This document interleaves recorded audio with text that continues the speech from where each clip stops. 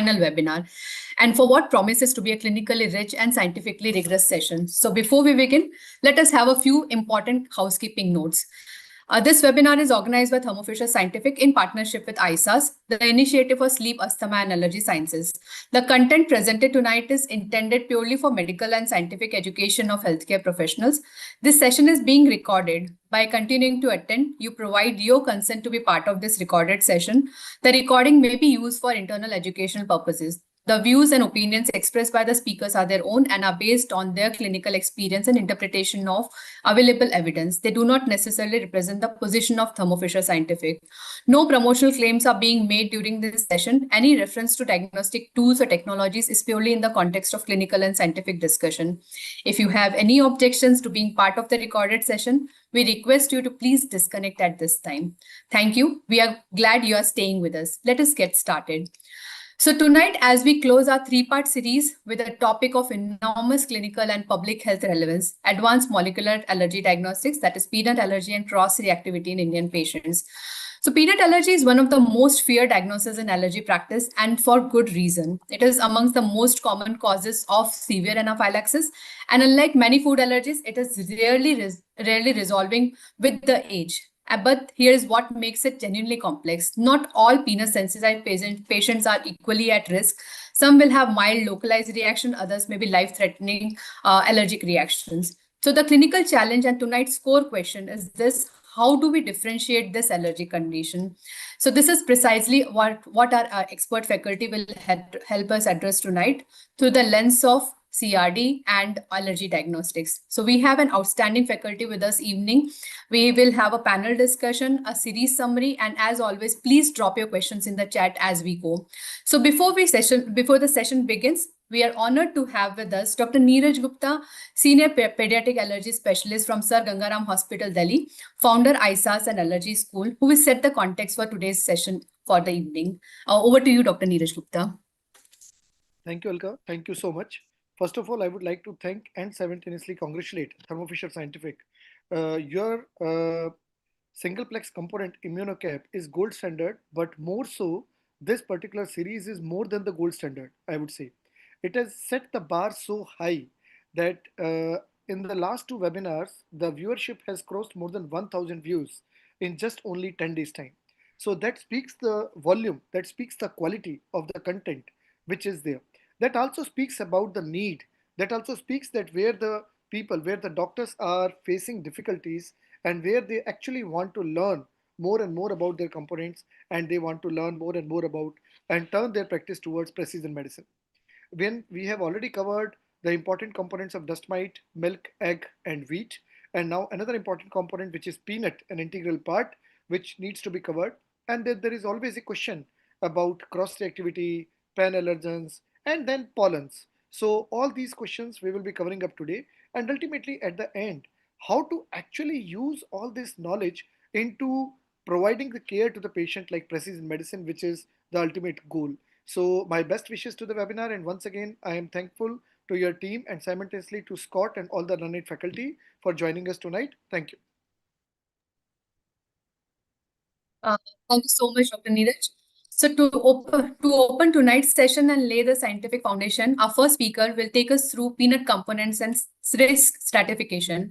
Scott, the senior clinical educator from Thermo Fisher Scientific, brings deep expertise in the molecular immunology of food allergens and extensive experience translating complex science into clinical practice. So this is the scientific map that he will be navigating for the rest of the evening. So over to you, Scott. A warm welcome to you. The floor is yours now. Great, thank you. Just a moment, let me find my presentation. Can you hear me? Yes, Scott. Okay. I'm pulling up my presentation. Just give me 1 second. Yes. Thank you for being patient. All right, you should be able to see it. All right, thank you all for having me today. I certainly do appreciate it to be part of a panel with such esteemed colleagues from our Indian physicians, and thank you for having me. And I'm going to just cover the first part today, where we'll talk about some food allergy, of course, and as already been said, the risk stratification for the peanut allergy. So to jump right into it and to be respectful of your time, she's already introduced me. My background is in ENT as well as in allergy. And the point of all of this, let me just level set that part. The point is that, we know that patients have over-reporting of food allergies, whether they've diagnosed themselves or someone's diagnosed them. And we don't want to be adding to that by misdiagnosing patients who are truly not having food allergies. And this is where the whole allergen, as well as those components, come into play.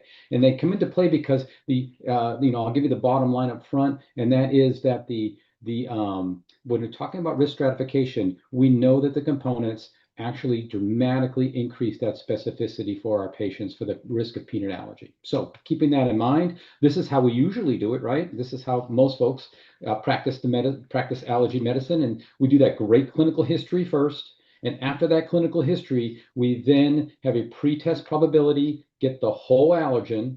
And once that whole allergen, in this case, it'd be peanut, once that whole allergen is ordered, and if it's positive for the whole allergen, you could reflex over or order it separately, all of those components. And what that's going to do for us is ask about making the decision if we should have an oral food challenge for that patient, or if we should take them off that food with a diagnosis of peanut allergy. And that's the personalization of management for those patients. So I want to use a different analogy just to level set for everybody who are not real familiar with components. I just want to level set to say that another disease state like cholesterol, if you do a history and a physical on a patient who is at risk for cardiovascular disease, you can do a total cholesterol and it will give you some information. But if you take that total cholesterol and break it up into its components, the HDL, the LDL, the triglycerides, the apolipoprotein Bs, you get better decisions. And it's the same way when it comes to components. You can get good information from the whole allergen peanut. You can get some information, but if you break it up into its individual components, you get better information. And these are the components that are peanut components that are available in India, the ones up here on the right. And then you also have the birch pollen, the BET-V2, which is the profilin over here. And we'll talk about each of these in context of how they are used. So the buzzword we always use for peanut is cross-reactivity, because we know with cross-reactivity that some of those components are not necessarily species specific to the peanut, and they are more cross-reactive to other plant species because there's those components that are in other plants, such as the birch and other ones too that we'll see with the profilin. So when you take that whole allergen peanut, break it up, it gives you great improved decision making. And the way to really show that, again, before we jump into it, is if you can see these circles here, each represent a whole allergen. You can see over here the birch pollen and the gray is one whole allergen, and in the middle, the peanut whole allergen for peanut, and then over here in the peach is the whole allergen. You can see that they share certain components.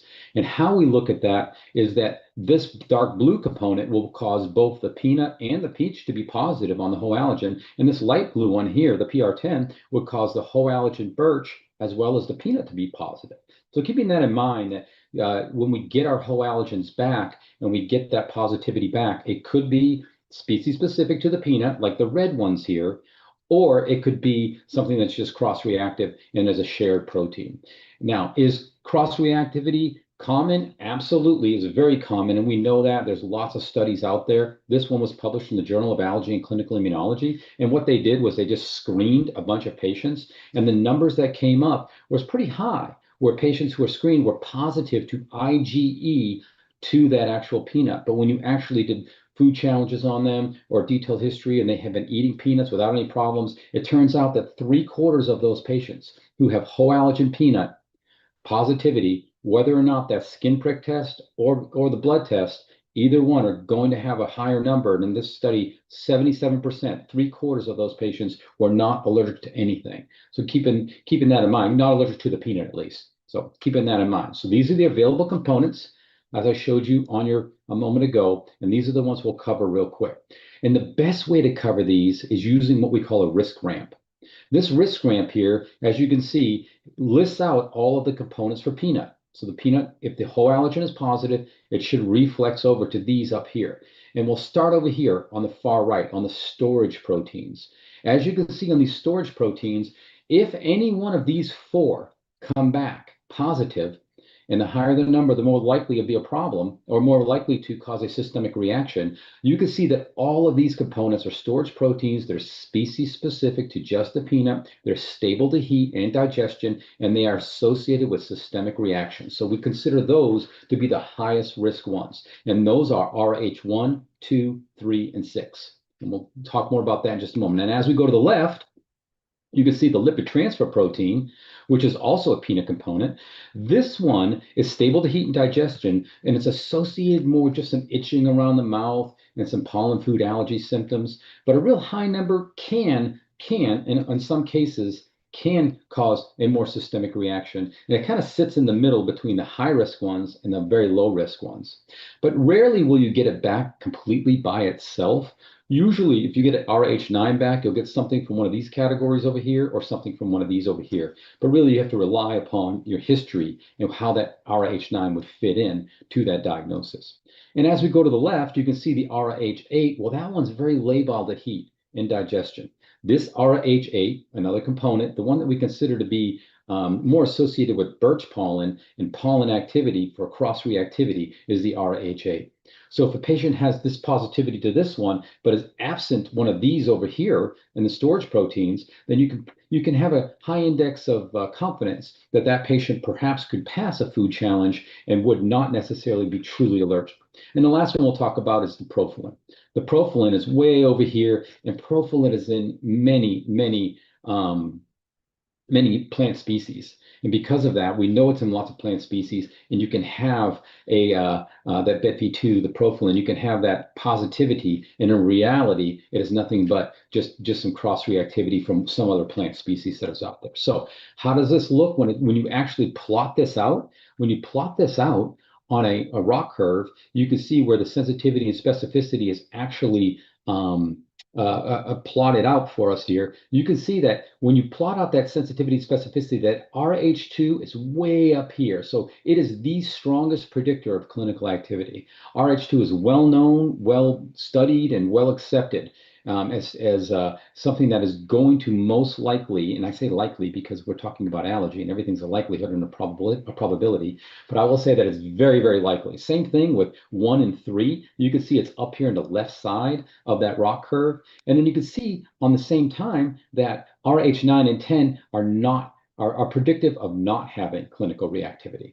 And then over here, we have the RH6 on this other rock curve of the RH2. So this is all just to show that the confidence that we have in those storage proteins, the 1, 2, 3, and 6, is pretty high that is going to have some clinical reactivity if it comes up positive. I'm going to put this into a case real quick, and then I'll turn it back over to the next speaker. In this case, we have a 4-year-old male, and he has a history of some eczema and acute reaction to tree nuts, not the peanut, just to the tree nut at age 2. But then we did some whole allergen testing on our patient, and it came up positive for walnut, pecan, and peanut. Now we have, in this case, we have a history of having a problem with tree nuts, so we can fit that in for the walnut and pecan, but we have no history of any problem with peanuts. We don't know, is this positivity, is this something that we can fit into and make a diagnosis? So we've unclear history for our pretest probability. So because of that, we'll first get a whole allergen peanut. Whole allergen peanut came up positive as 10.3. So we know his history. We know he doesn't have a pretest probability for peanut, but we have a 10.3 kilounits of allergen per liter for the whole allergen peanut. Fortunately, we can put some components to help us determine, is this something that could be concerning or not? Well, fortunately, what I should say is, I'm going to give you 3 different sets of components just for the teaching purposes and for the seminar. The first set of components, let's say his components came back like this. You can see his components came back positive to RH1, 2, and 3, not to 6. And what's important to note is it does not need to be all 4 of them. It can just be 1 of them or 2 of them or all 4. It doesn't matter. But in this case, it came back positive on his reflex for RH1, 2, and 3, which we know are the storage proteins, and which we know those are the very high risk for having a systemic reaction. So if this was his result, he would not be a candidate for a food challenge because he would likely fail that food challenge. Now let's take the same history, physical, and whole allergen. And this time, what if his components came back like this? If they came back like this with the PR10 proteins is just 5.2 for the PR10, the RH8, but he's absent anything in this category over here.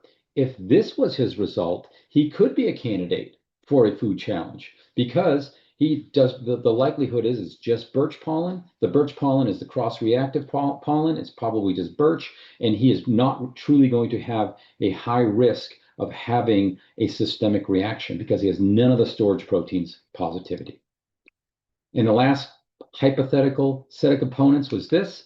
Let's say it's the same history and physical, and his whole allergen was 10.3, everything else was negative, and it was all this profilin right here. Same thing. The risk is very low as depicted on our riskgram.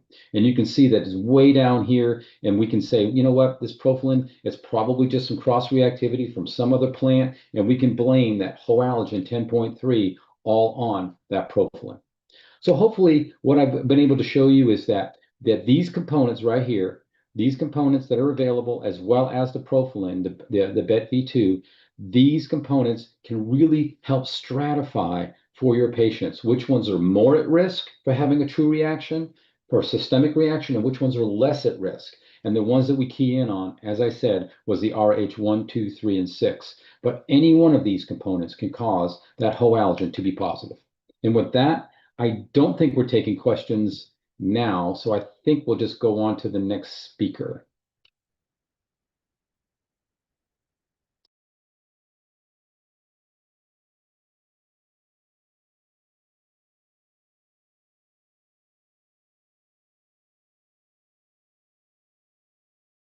I think you're on mute.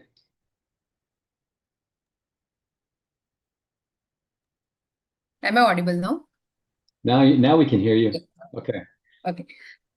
Thank you so much, Scott. That was an exceptional overview, and understanding which peanut component drive true systemic reaction risk versus cross-reactive sensitization is exactly the clarity that CRD brings to the diagnosis that can otherwise feel dangerously uncertain. So building on that molecular foundation, our next speaker will take us deeper into the clinical reality, specifically the fascinating and most often misunderstood world of cross-reactivity and pan-allergens. Dr. Deepti Pujari, she joins us as our clinical expert on cross-reactive sensitization, a phenomenon that is far more common in Indian patients. She is an experienced pediatrician and allergist based in Pune with over 25 plus years of experience. She specializes in pediatrics, allergy, and clinical immunology, offering services at Dinanath Mangeshwar Hospital, Pune, and her own clinic in Pune. Her talk will help us understand why a patient is sensitized to one allergen source may react to several others, and how molecular diagnostics can unravel their clinical puzzle with precision. So over to you, Dr. Deepti. A warm welcome. Please go ahead with the session, ma'am. Thank you, Alka, for this nice introduction. And I thank you, Dr. Neeraj Gupta and the ISAS team for giving me this opportunity. I hope I'm clearly audible and my screen is visible. Okay. Yes, ma'am. Yes. Sure. So I would request everyone to please stay with me. This is a huge topic. Pan-allergens mean I'm going to take you through all the allergens and try and explain what is the cross-reactivity between all of them. So it's a huge topic. I hope I do justice to it. So what is pan-allergen? When we say pan-allergen, what are we talking about? So pan-allergens are structurally similar proteins shared across unrelated plants and foods. They cause Ig-mediated cross-reactivity. So here I've shown you this diagram. As you can see, BET-V1, it's a birch pollen. Okay, and down through AV1 is cherry. Now, cherries are fruits and birch are pollen from the trees. The body gets confused, the Ig gets confused because looking at them closely, they almost look the same. Even our eyes cannot differentiate, so even the Igs cannot, and the Igs get confused if a person is allergic to birch pollens, and sometimes he or she, they eat cherry fruit. The body is confused, the Igs get confused, and we react to cherry fruit also. This is called pollen food allergy syndrome or cross-reactivity. So now coming to pan-allergens, there are so many pan-allergens. Plant pan-allergens are profilins, PR10s, polcalcins, non-specific lipid transfer proteins, and then animal pan-allergens, they are tropomycins, lipocalcins, parvalbumins, serum albumins, and the newer ones on the block are cyclophilins. Let me quickly go through it, and I'll only try and emphasize the most important points that are clinically relevant to all of us. Okay. So profilin can be considered as the archetypical pan-allergen. Why? Because it is present in almost everywhere. As Scott was saying, it's present in almost all eukaryotic cells. So it is archetypical pan-allergen. FeLP12, okay, is highly cross-reactive profilin of phylum Pratens. Now phylum Pratens is a grass, Timothy grass, and it is represented as FeLP12, and FeLP12 is a pan-allergen from the profilins group. Okay. As a rule, now remember this point, very important point. As a rule, profilin sensitization follows sensitization to primary major allergenic pollen source. Up to 50% of pollen allergen patients are sensitized to profilin. What does this mean? So it is very rare that you will find someone only allergic to FeLP12. Mostly there is a primary sensitizer, and what could that primary sensitizer be? It could be FeLP1, it could be cyanodendectilon 1, it could be, any major allergen sensitization is primary, then follows your FeLP12. Okay, so it mostly follows primary major allergenic source. And these are all your profilins. So can you see Timothy grass, FeLP, phylum Pratens, FeLP12 is the prime pan-allergen of this group. But PETV2, birch, then hazel, there are so many of these. Your weeds, grasses, wall pellitory, your trees, so many pan-allergens are present, and then they can cross-react with so many of the fruits. Your apple, Maldi 4, Pru P4, peach, pear, melon, kiwi, celery, carrot, orange, you name it, and they are cross-reacting. Why? Because they are minor allergens, they are present everywhere, so they tend to create not much of a havoc. Okay, they will mostly create minor symptoms. So cross-reactivity between profilins from different. So the point what I want to tell you is, so this is your Timothy grass, FeLP12, but the tomato can also react with peach, it can react with melon, melon can react with peach, melon can react with your hazelnuts, it can react with celery, celery can react with this, with peach, with tomato, with grass, grass can react with tree, tree can react with. It is so difficult. So you are not supposed to learn.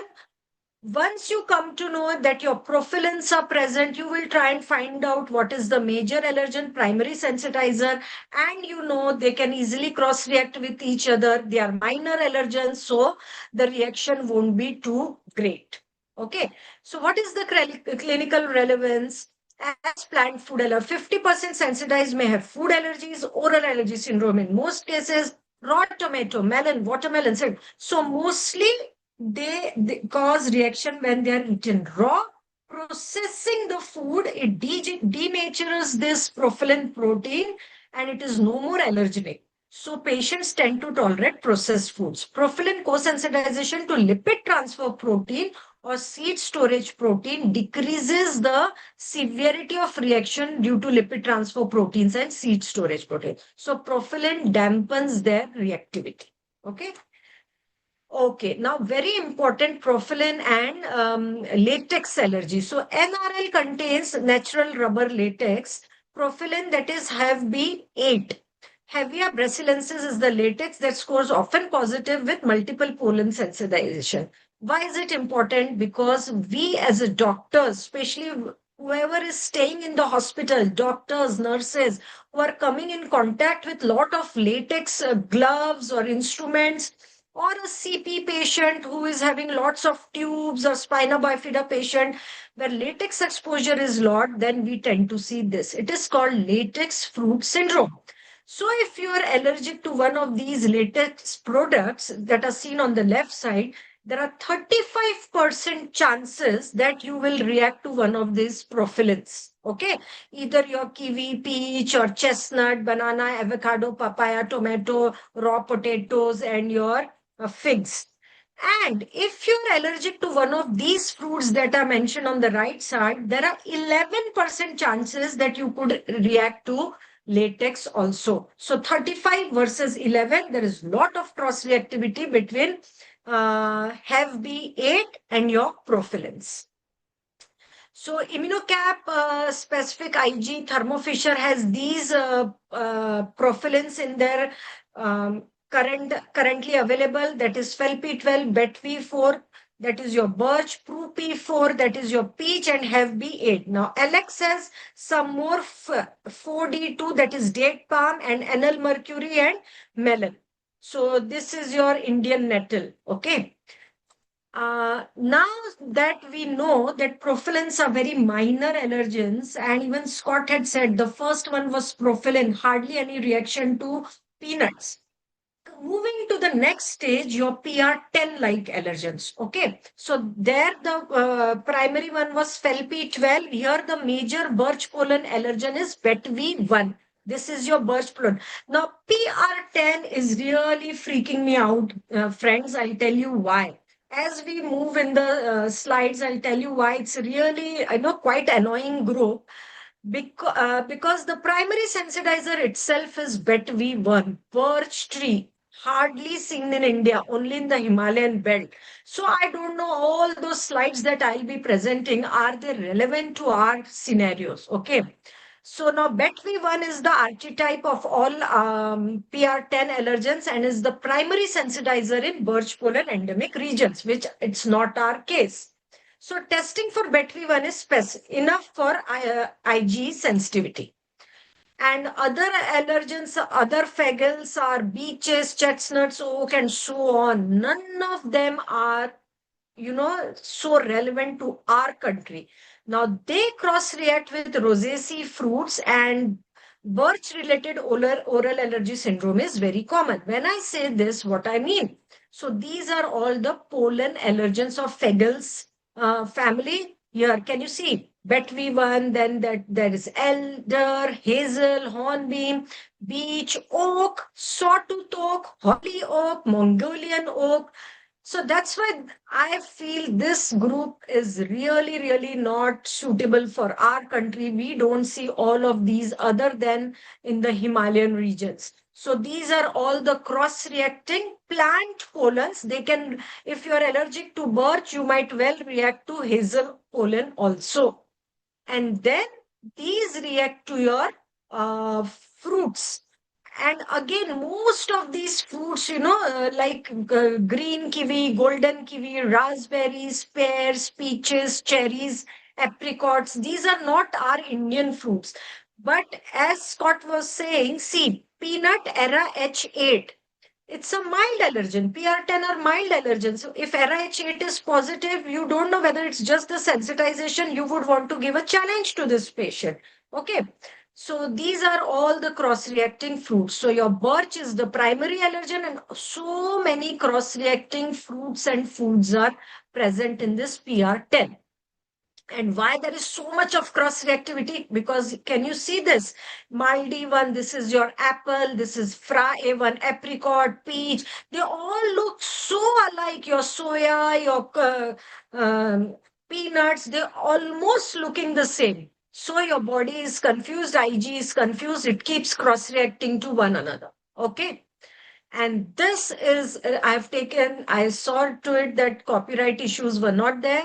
And I've taken this from Google and look at it. It is present in clinical and transitional allergy. Profilin is a huge group, and so is your BetV1 PR10. So much of cross reactivity going on. So it sometimes can be really, really confusing. It is also called mirage of allergens and cross reactivity. you are confused, you don't know what is the primary sensitizer, which is the secondary, is it two allergy, cross-reacting, and that's where your, if you are having profilin positive in your component resolved diagnosis, most likely it's a minor allergen cross-reactive, not a primary allergen. If your PR10 is positive, it's a minor allergen cross-reacting and mostly not primary. So this is the beauty of your component resolved diagnosis. So this is what I'm saying. This group is really freaking me out. In fact, we are thinking of collecting our own data. I would like to speak to Alka also regarding this. I've already made Excel sheet. Look, India is clean. There is nothing except for this small Himalayan belt. There is nothing. Look at here again. BET-V1 homologous plants. We are absolutely clean. And we keep saying cross sensitivity, primary sensitizer. We need to have our own data. So I've already made Excel sheet. I've started collecting. I'm going to do it pan India. One person presenting a data doesn't make any sense. We have to come together. We all Indians who are doing this, we need to come together, pool our data, see what are our pan allergens, what are our primary sensitizers, what are our major allergens. And we need to go ahead from there. We are in the process. So potential symptoms, as we know, of cross-reactivity, let's skip this slide quickly. It could be just mild itching of the oral mucosa, nasal irritation, or it could be some sneezing, throat irritation, swelling. Sometimes it can go even down and it can cause breathlessness, or whole body might react, and it can lead to anaphylaxis, also very rare. Okay, so this was your oral allergy syndrome. Mostly it is local oral, because by the time the allergens reach the stomach, the acid denatures it and they become non-allergenic. Okay, so conclusion on clinical relevance: sensitization to PR10 like allergen BET-V1 and its homologous proteins in pollens from Fagels tree species occurs worldwide except in South Africa and tropics. Can you see? Tropics comes here.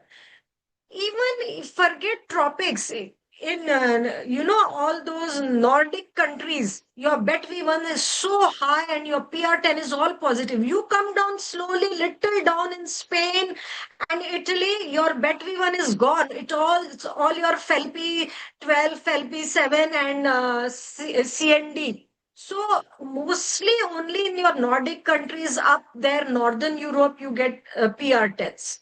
And tropics, of course, we don't have it. We need our own data for sure. And we are in that process. Whether immunotherapy with tree pollen, it's the golden $1 million question. Whether immunotherapy with tree pollen extract has beneficial influence on associated plant food allergies. Nobody can give you one right answer. Nothing. There are so many studies and research papers I was scanning. Some studies say if you treat the primary sensitizer, there is definitely some benefit in the cross-reacting allergen. Some studies says no, there is not much benefit. So it's all up to the individual. So again, let me put one thing very clear. There is no right or wrong answer when we are dealing with pan-allergens, cross-sensitivity, in general allergy as such. It is more individualized practice. It is one-to-one practice. How comfortable is your patient? How comfortable are you? But if there is major pollen allergen sensitization and it is causing lot of allergy and there are major cross-reacting allergens to it, then yes, immunotherapy to primary allergen may help in reducing the allergenicity of the cross-reacting allergens. Okay. But not all the studies have said this. They say, no, it doesn't work. Okay, now coming to some very, very important non-specific lipid transfer protein. This is stronger allergen than profilins and PR10. It's plant food allergen in Southern Europe. Now we are moving slightly down from Northern Europe to Southern Europe. So the clinical reactions can be systemic and severe. Okay, for profilins and PR10, it was mostly oral. Here it could be systemic and severe.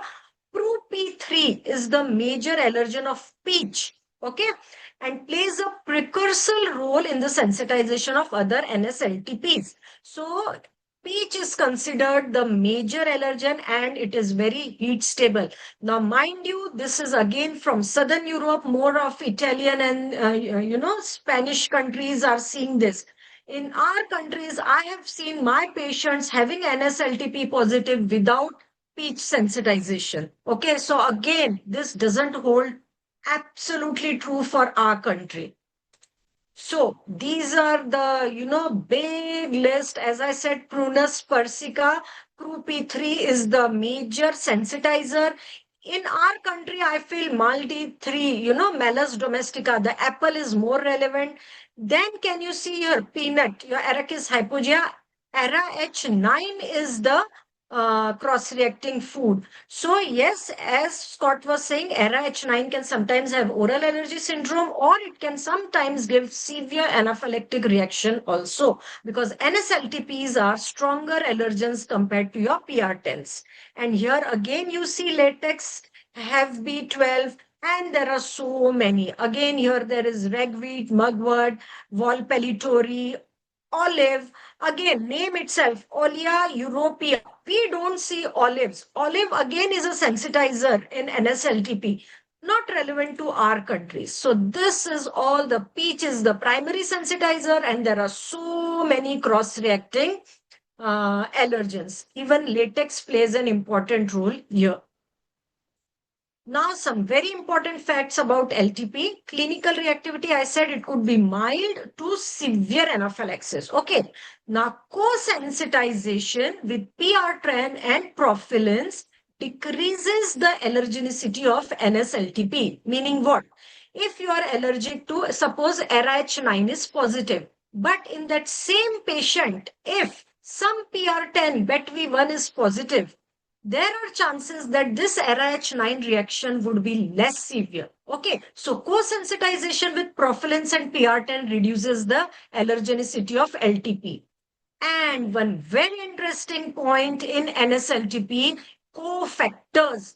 So there is a possibility you are eating peanuts with RH9 positive and you are fine. But suddenly you have high temperature viral infections, you are stressed, you have taken some, your non-steroidal anti-inflammatory group of drugs, you might suddenly react to your peanuts. Okay, so confounding factors like your non-steroidal anti-inflammatory, stress, exercise. So you are eating your peaches and your apricots and you're fine. But suddenly you eat your peach and you exercise, you might throw up a huge reaction. So this is very important. Fever, alcohol, stress, NSAIDs, all these can trigger the reaction to NSLTP. Okay. Nuts and cereals. Now, oral allergy syndrome to severe systemic reactions in LTP sensitized patient. And what are these nut groups? Walnut, hazelnut, and peanut. Wheat, maize, and rice can also cause this. Okay, so some cereals, some nuts are also cross-reacting. At present, there are 9 different NSLTP available in Immunocap and some 15 in LX2. Okay. And the respiratory allergens that are present with Thermo Fisher are your PAR-J1, Ole-7, Artvi, that is your Artemisia, and Pla-A, that is Volpellitori, and Can-S, that is your cannabis.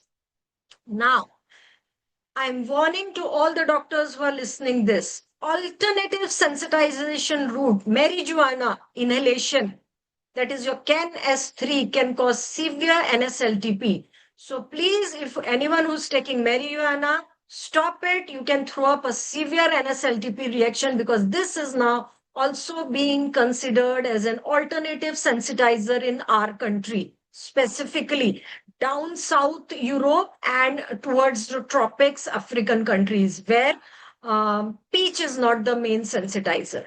Okay. In areas of heavy pollen, again, olive pollen is not very much in our country. Ole A7 is also considered as a primary sensitizer. So we have peach, we have marijuana, and we have olive pollen. Okay, these 3 are considered primary sensitizers. Peach is no more a single primary sensitizer. LTP are present in all vegetable tissues and can always be etiological proteins in vegetable mediated allergies. The situation, now again an important point, the situation for each single food should be evaluated before its exclusion. Now you cannot, just because some NSLTP is present, you cannot exclude all these foods. So if patient, you see so many positive, wheat is positive, maize, lettuce and peanut are positive, you cannot stop all of them. You have to see individually, give challenges and decide what you are going to avoid. Okay, so that is a must. Pan blanket statement should never be done. It could just be sensitization. To prove allergy, you have to do challenges. Okay, we'll quickly go through this in 1 minute. Polcalcins, they are marker for polysensitization. Extensive IG cross-reactivity of pollen polcalcins and FELP7, GA3, that is your Chinopodium album, and BETV4 are the primary sensitizers. Minor allergens in grass, trees, bushes, weeds, not present in plant food, and they are extensively present. Simultaneous sensitization to polcalcins and profilins, okay, there could be longer duration of symptoms and more severe respiratory. So if polcalcins come with profilins, then your reactivity can increase. Okay. And these are all the cross-reacting pollens from your polcalcin family. And these are all the allergenic polcalcins. We'll quickly go through it. Coming to very important group, which is very relevant to us, that is tropomycins. Now, tropomycins are thermostable proteins. Okay, because they are thermostable, their allergenicity is very high. Considered an invertebrate pan-allergen, high degree of cross-reactivity. Seafood allergy is also assigned because of them. Mite and ascaris. Now, ascaris is so common in our country, it also has tropomycins. So look at the big list of tropomycin. And can you see here, DERP10, DERF10, BLOT10, Blagi7, these are all our house dust mites, cockroaches, and then your giant tiger prawns, pen M1, pen A1, shrimps.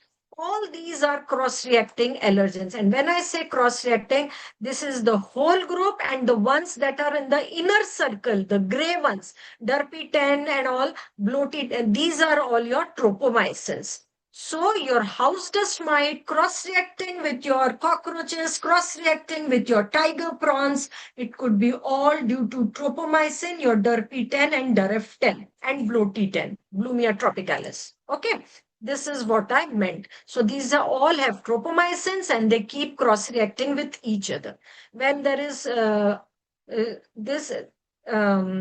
cross-reactivity between, the non-dashed arrows is very high and the dashed ones have minor cross-reactivity. Okay. So why do they cross-react? Because I have shown the molecular models of tropomycin. They are so similar. So definitely IG is again confused and it doesn't know what it is reacting to. And so our body reacts to everything. Coming to another group, serum albumins, highly conserved sequence of high amino acid, sequence identity is maintained, minor respiratory allergen of animal tender, food allergen of milk and meat, and allergen implicated in pork cat or bird egg syndrome. Again, pork cat is not very relevant to us because we Indians don't eat pork a lot. But BOS-D6, bovine serum albumin, is the marker allergen and it is denatured by heat. The good point is it is denatured.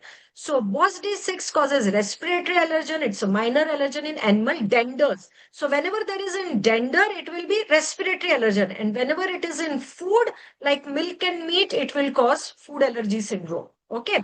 So it has to be uncooked meat, uncooked milk, because it is heat sensitive, heat labile protein.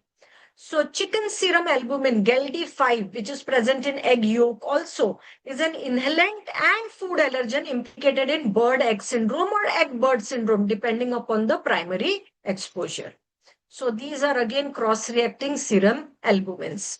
We'll quickly go ahead and last but not the least, seed storage proteins. Now, these are considered to have severe reactions because they are very heat stable proteins. and these are present in almost all the possible seeds. So there are three categories: 2S albumins, 7S globulins, and 11S globulins. They are marker allergens for clinically relevant sensitization to legumes, tree nuts, and seeds. Okay, sensitization to them cause severe reactions because they are very heat stable. Now, again, you cannot learn all this, but once you get the report, as Scott was saying, can you see RH2, 6, 7, RH1, RH3, all your seed storage proteins, they can throw up very severe reaction. And can you see the cross reactivity? Huge. The list is big. Okay.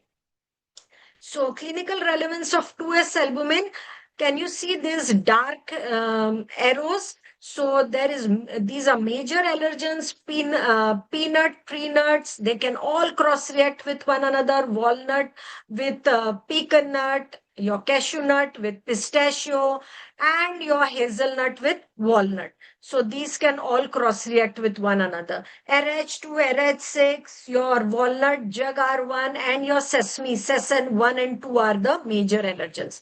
So also your 7S globulins, all the legumes, including your soy, pea, lentils, they all cross-react, and here RH1 is there.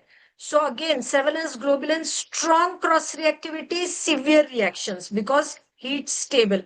Okay, and all your peanuts can cross-react it with lupins, peas, sesame, everything. Then your 11S globulins, again seed storage present in high amount in hazelnuts and almonds. And again, RH3, corainide from hazelnut and glyam from soybean, they all cross-react with one another. So some facts. Ig cross-reactivity can occur between the members of same protein family like 2S albumin amongst itself, but it can also occur between different families of seed storage protein like albumin cross-reacting with globulin, 11S cross-reacting with 7S globulin. Okay.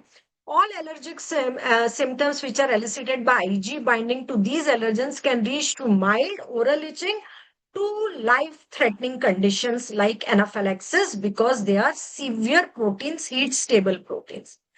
Last, I thought I'll quickly put a word about cyclophilins. They are new proteins, pan-allergens on the card. They are phylogenetically conserved, ubiquitous intracellular enzymes that function as cross-reactive pan-allergens. Share high amino acid sequence homology across distant species.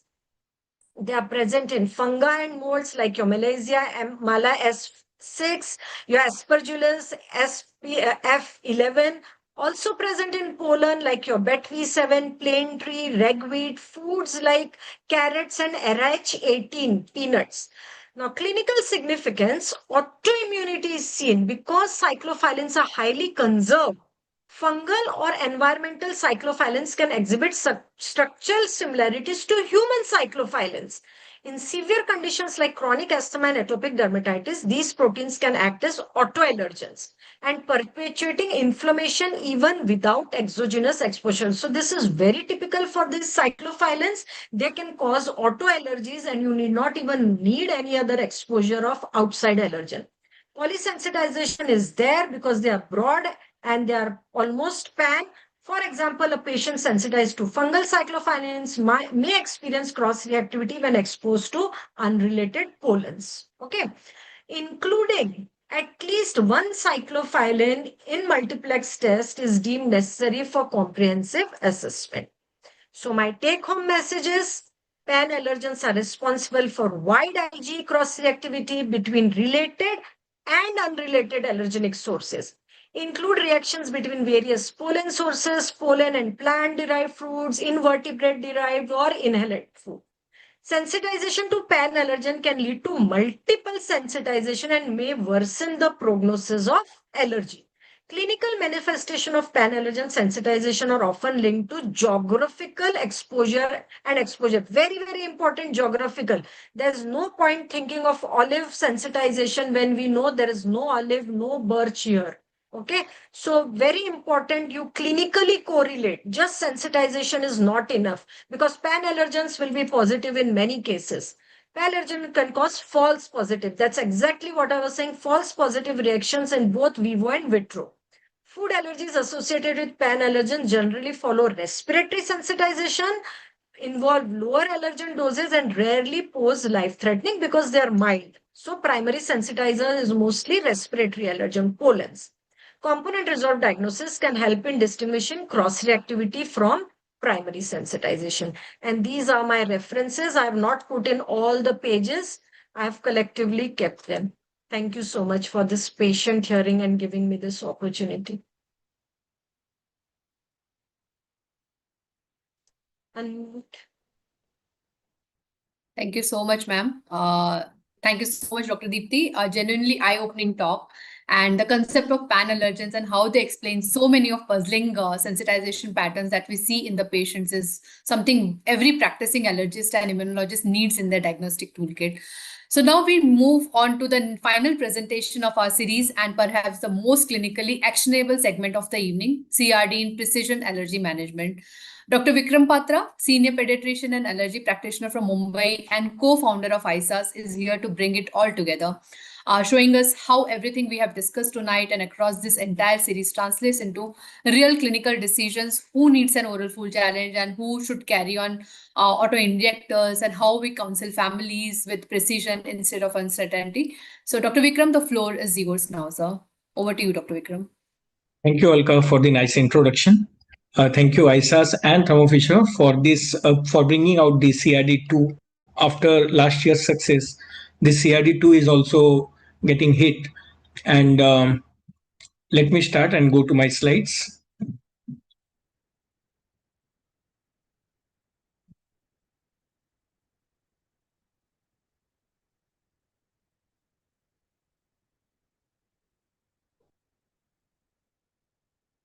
So hope my slides are visible.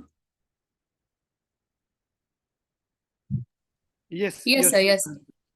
Yeah. So till now, we have been for the last 3 sessions and today also, when Dr. Dipti mentioned about various cross-reactivity, we learnt about various pan-allergens which are present in various pollen groups, various food and pollen groups.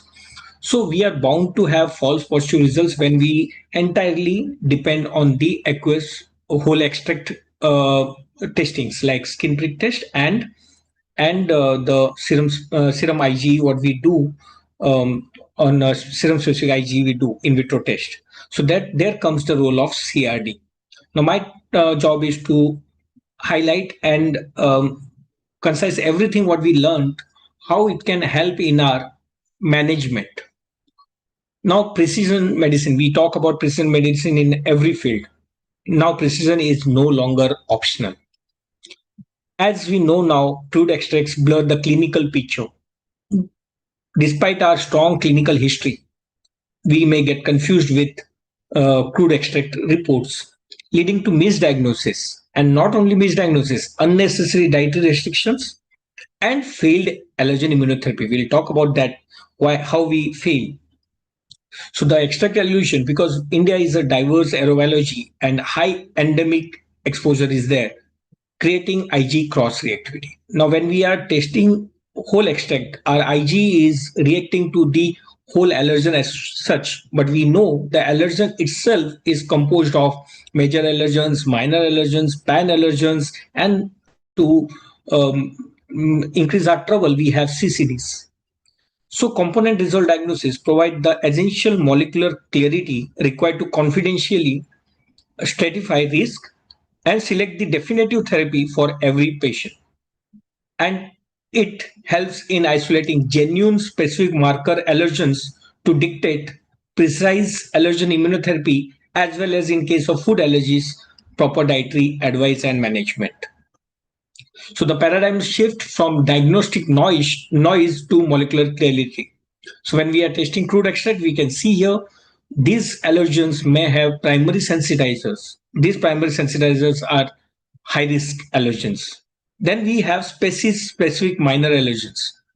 These minor allergens, remember, these are not the pan allergens. These are specific to the same allergens, but not represented in the majority of the patients. But they are also clinically relevant and significant.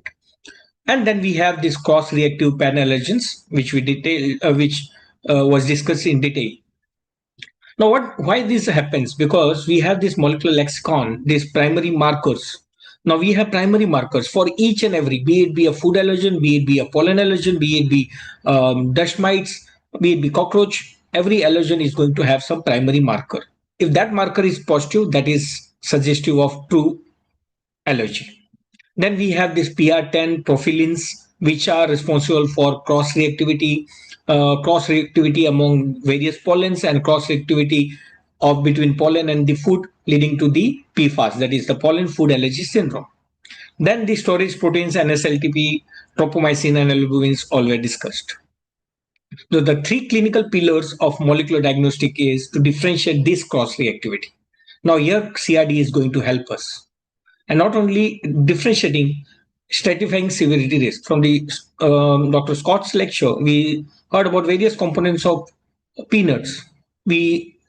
Once we know our the whole extract test is going to say just peanut sensitization. But when we do the components, we will be able to say whether the patient will go into anaphylaxis or will have just oral allergy syndrome. And then we can predict allergen immunotherapy efficacy. Gone are the days, like previously what we used to say. We used to say in 70 to 80% of the patient, they respond to immunotherapy. And then how we used to conclude? After 1 year of continuous immunotherapy, if the patient used to respond, we used to continue, otherwise we used to stop.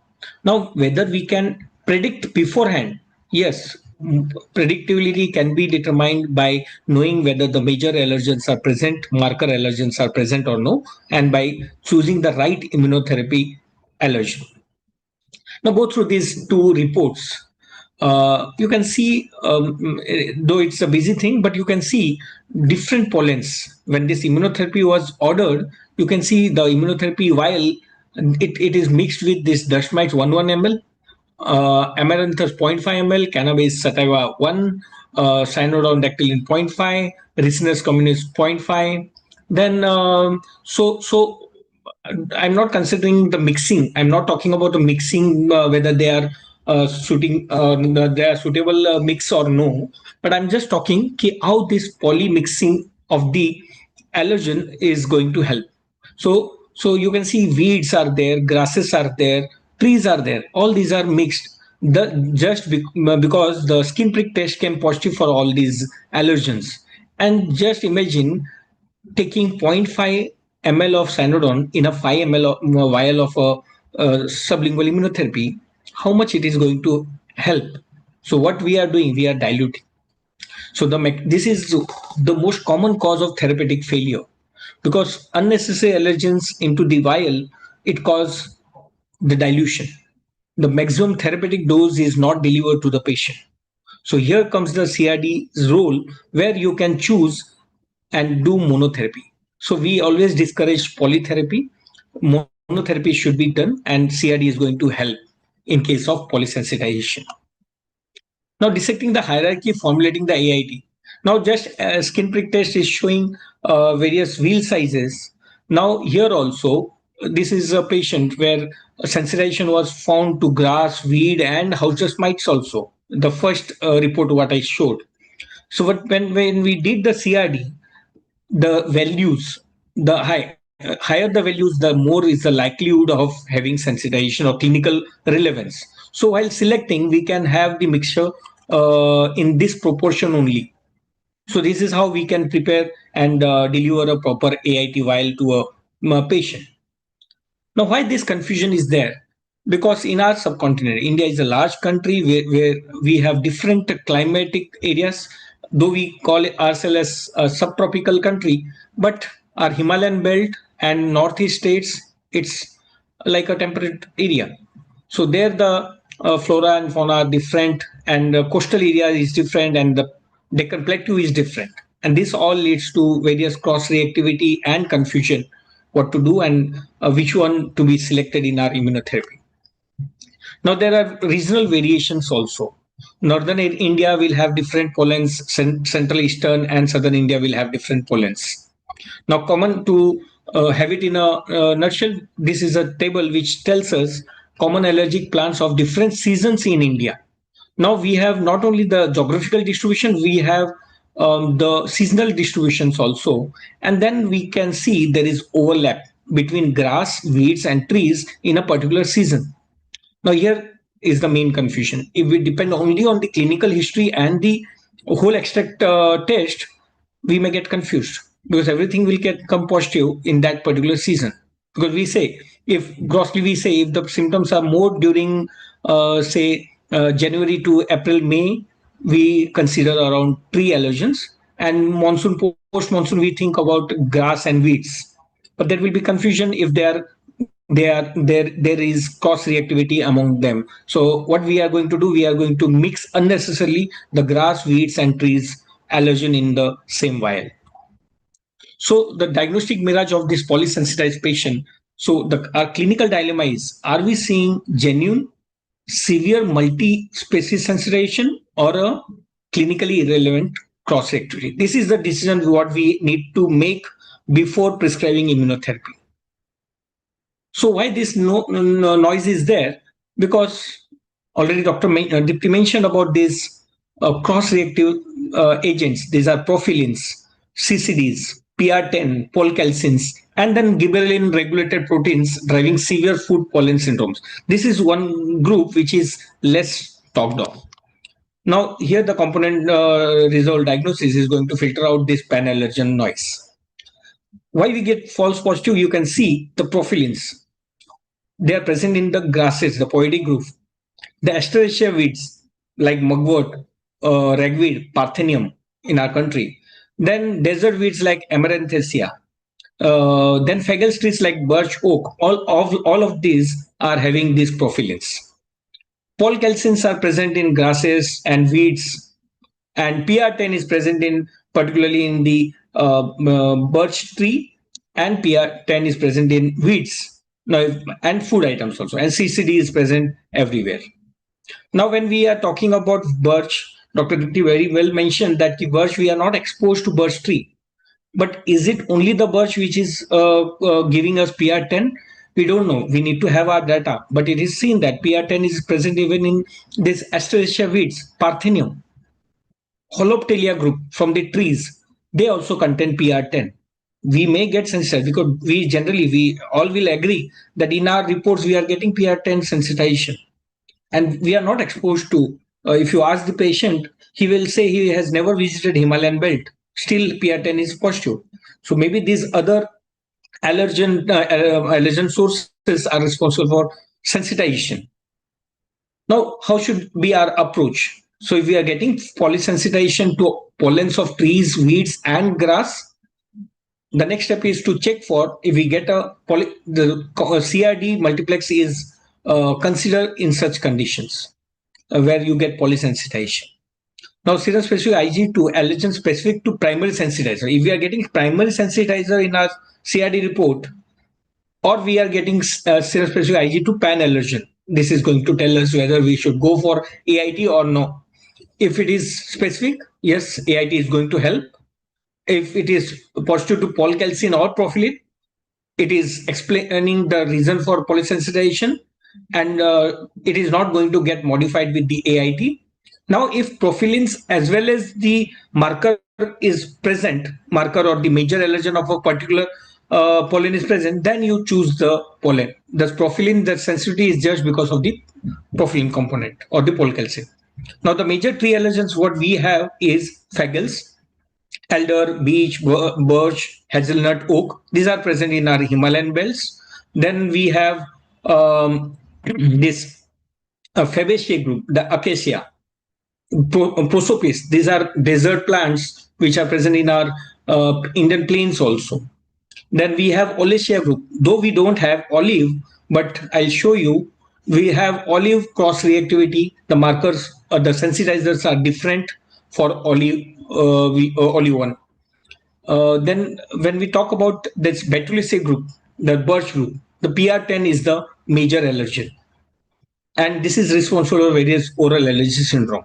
When it comes to Cupressaceae group, the CUP-A1 reactivity is the specific marker.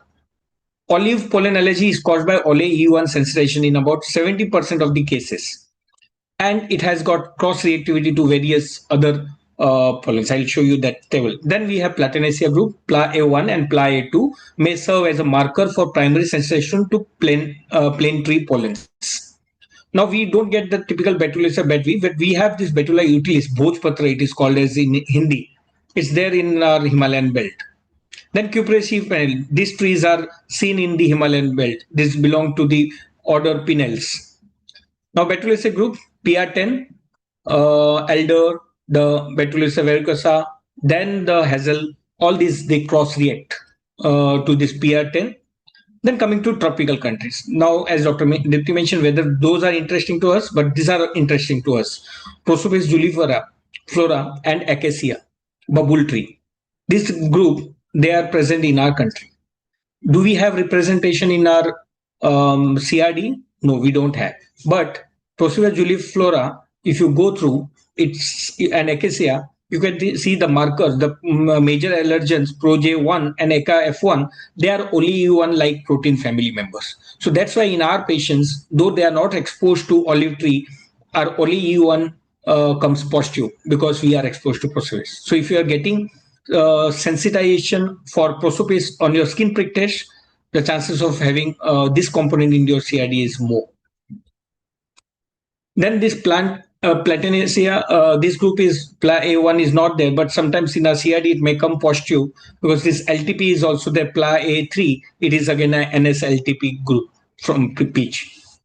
Now, algorithm for suspected tree pollen allergy when it comes. Monoreactivity to any tree, directly go for the immunotherapy. But polyreactivity is seen to propylene or polycalcin of any of the pollens, then no AIT is suggested.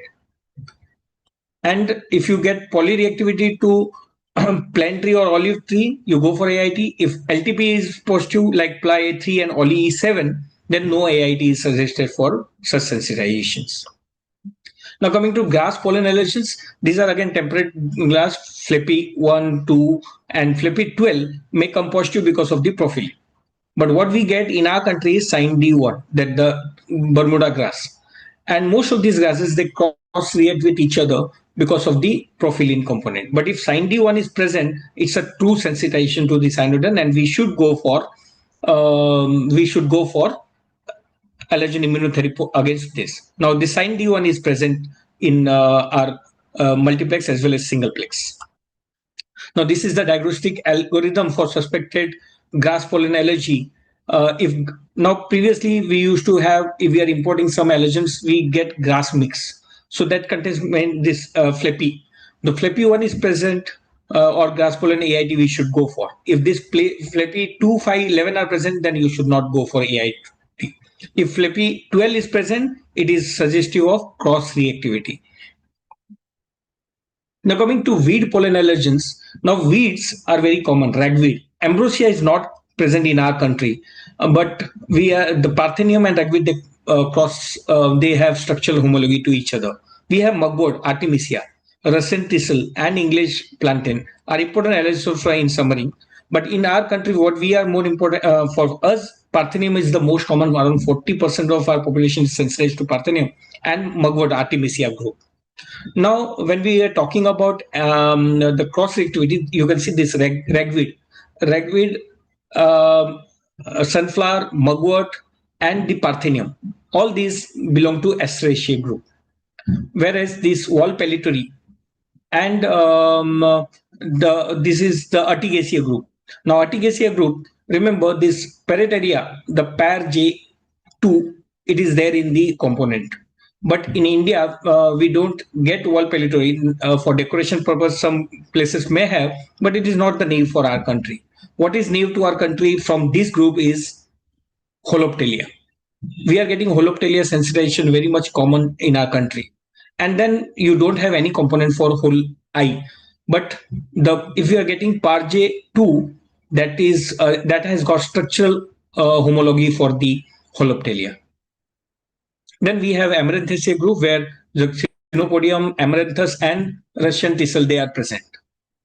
Now, Russian thistle again is a desert, not native to our country. But again, if our patient is sensitized to Amaranthus group or Chenopodium group, in the CRD multiplex, you can have the SAL-A positivity.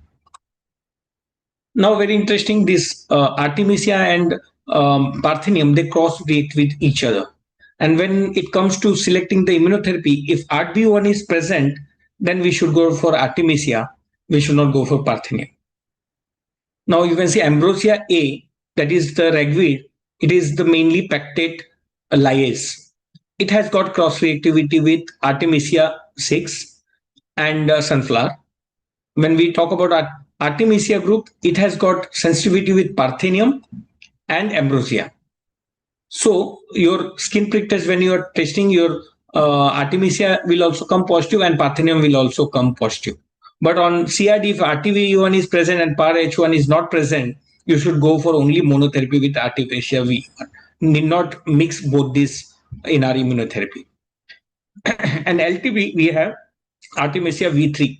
Now, Artemisia is a weed which is commonly present in our country. Now, when it comes to NSLTP, we don't have peach. It is a Mediterranean area. Now, as Dr. Dipti was mentioning, we have to search which is the primary sensitizer. Sorry, primary sensitizer for LTP in our country. So, is it food or it is the pollen source for LTP? If it is the pollen source, now your CRD will show RV3 positive and RV1 also positive, along with positivity for your legumes. Then you can think of, and obviously you will look at the titers also, the values also. But if RV1 is positive and RV3 is positive, then you know the sensitizer here is a pollen. But if your legume LTP is present and RV3 is positive but RV1 is negative, then there is always a debate. Food allergens can also be a source of LTP. So the legumes itself can be a source of LTP sensitization. Then olive-1, as I already mentioned, this olive-1 is crossed with Racenticel, Prosopis, and Acacia group. So this is a flowchart, diagnostic algorithm for suspected weed pollen allergy.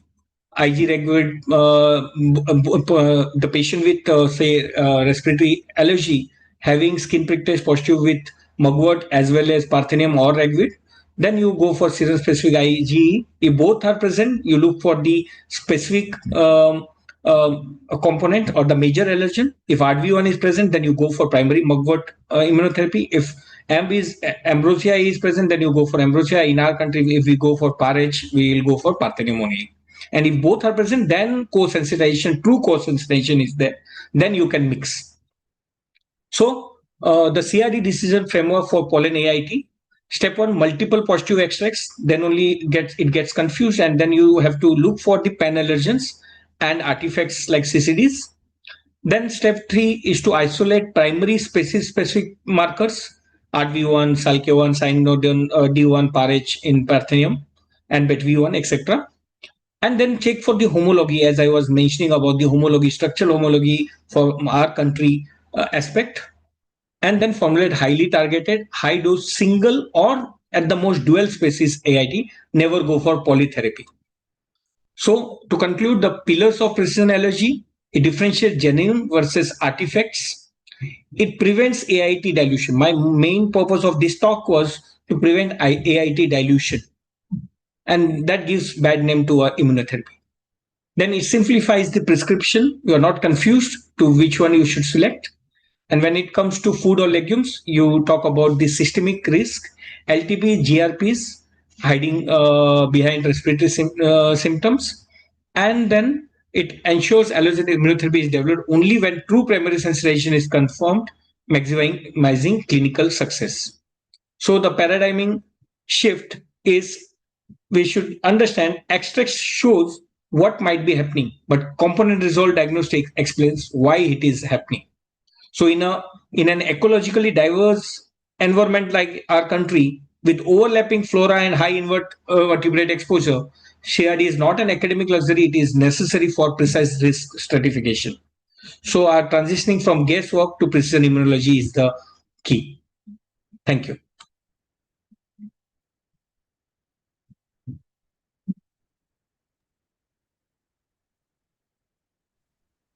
Thank you so much, Dr. Vikram. Truly comprehensive and clinically grounded close to our presentation segment this evening. Now we move on to the part of the evening that is I personally look forward to the most, that is the panel discussion. So tonight's discussion will be moderated by Dr. Kashyapi Nagaraju, a prominent consultant allergy specialist and ENT surgeon based in Chennai, known for her expertise in diagnosing and treating complex allergy conditions, who brings both clinical depth and sharp instinct for the questions that matter most to the practitioners on the ground. So to our audience, please drop your questions in the chat. We are watching and we will route them to the panel. Dr. Kashyapi, over to you, ma'am. Yeah, am I audible and my slides are visible, I hope? Yes, ma'am. Yes, ma'am. Excellent. Okay. Good evening at the outset. Thank you so much, Dharma Fisher and Team ISAS for this wonderful initiative. And I would not say need of the hour, it's need of the next decade, I would actually say for that matter. So let's move on. Let's not waste any time. I'm sure every one of you must have paid utmost attention to whatever was discussed today. Let us try and apply the same to a couple of case scenarios. I have our esteemed expert panelists who are also our speakers today, Mr. Scott, Dr. Deepti, and Dr. Vikram Patra. So the first case is an 8-year-old boy, Rishi, who returns from UK, where he was diagnosed with a peanut allergy after anaphylaxis. So he did have hives, wheezing, vomiting after consuming a peanut butter sandwich. The parents are now in Chennai. They've moved back and they want a clarity before they get him back to the school and get him enrolled. So the previous allergist has advised strict peanut avoidance and also to carry an EpiPen. The skin prick test to a peanut extract was found to be 8 millimeter wheal, and the total Ig levels were 420. Now, the parents also report that Rishi reacts to chickpeas and lentils as well. And so they are asking if he's allergic to all sorts of legumes. And the component result diagnosis picture of this patient is as follows. So RAH2, that is 2S-albumin, is 18.5, RAH1 is 6.2, RAH8 and 9 are relatively low, and BETV1 is negative. The first question would be to Mr. Scott. So given that the RAH2 is quite strongly positive, do you consider this already a confirmed diagnosis, or is there any role for an oral food challenge in this scenario? Oh, thank you for the question. Can you all hear me? Can you hear me okay? Yes.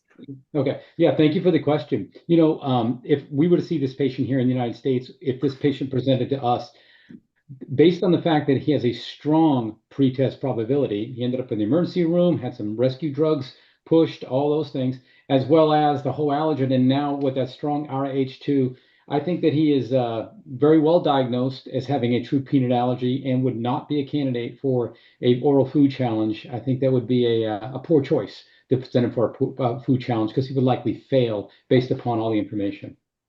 All right. Okay. Dr. Vikram Patra, so in India, where chickpea and lentil are our staple foods, how aggressively do you think such a patient should be restricted, or even a challenge has to be performed in such cases? Mute. Sir, you're on mute, sir. Yeah, thank you, Dr. Kashyapi, for bringing out this practical question. Now, if we don't read the report thoroughly, then we may get confused and unnecessarily we ask the patient to stop many things. Now, when it comes to chickpea and lentil, you mentioned that parents have started saying that the patient react, but we don't know what kind of reaction. Is it something severe or it's a mild reaction? So here now, though peanut botanically belongs to a legume group, but the structural homology to the other lentils and chickpea is rare to the extent of 5 to 10% only. So in such conditions, if we are not getting strong storage protein for other peas and all this thing in the multiplex CRD, we should go for challenge rather than restricting. Okay. All right. Thank you, sir. Dr. Deepti, would you consider a peanut oral immunotherapy in this child, especially given the high levels of RAH2 in this patient? Yes. So a very good question and a relevant question. Thank you, Dr. Kashyapi. So now I want to make one thing very clear. Oral immunotherapy, when we give, it is only to decrease the chances of anaphylaxis.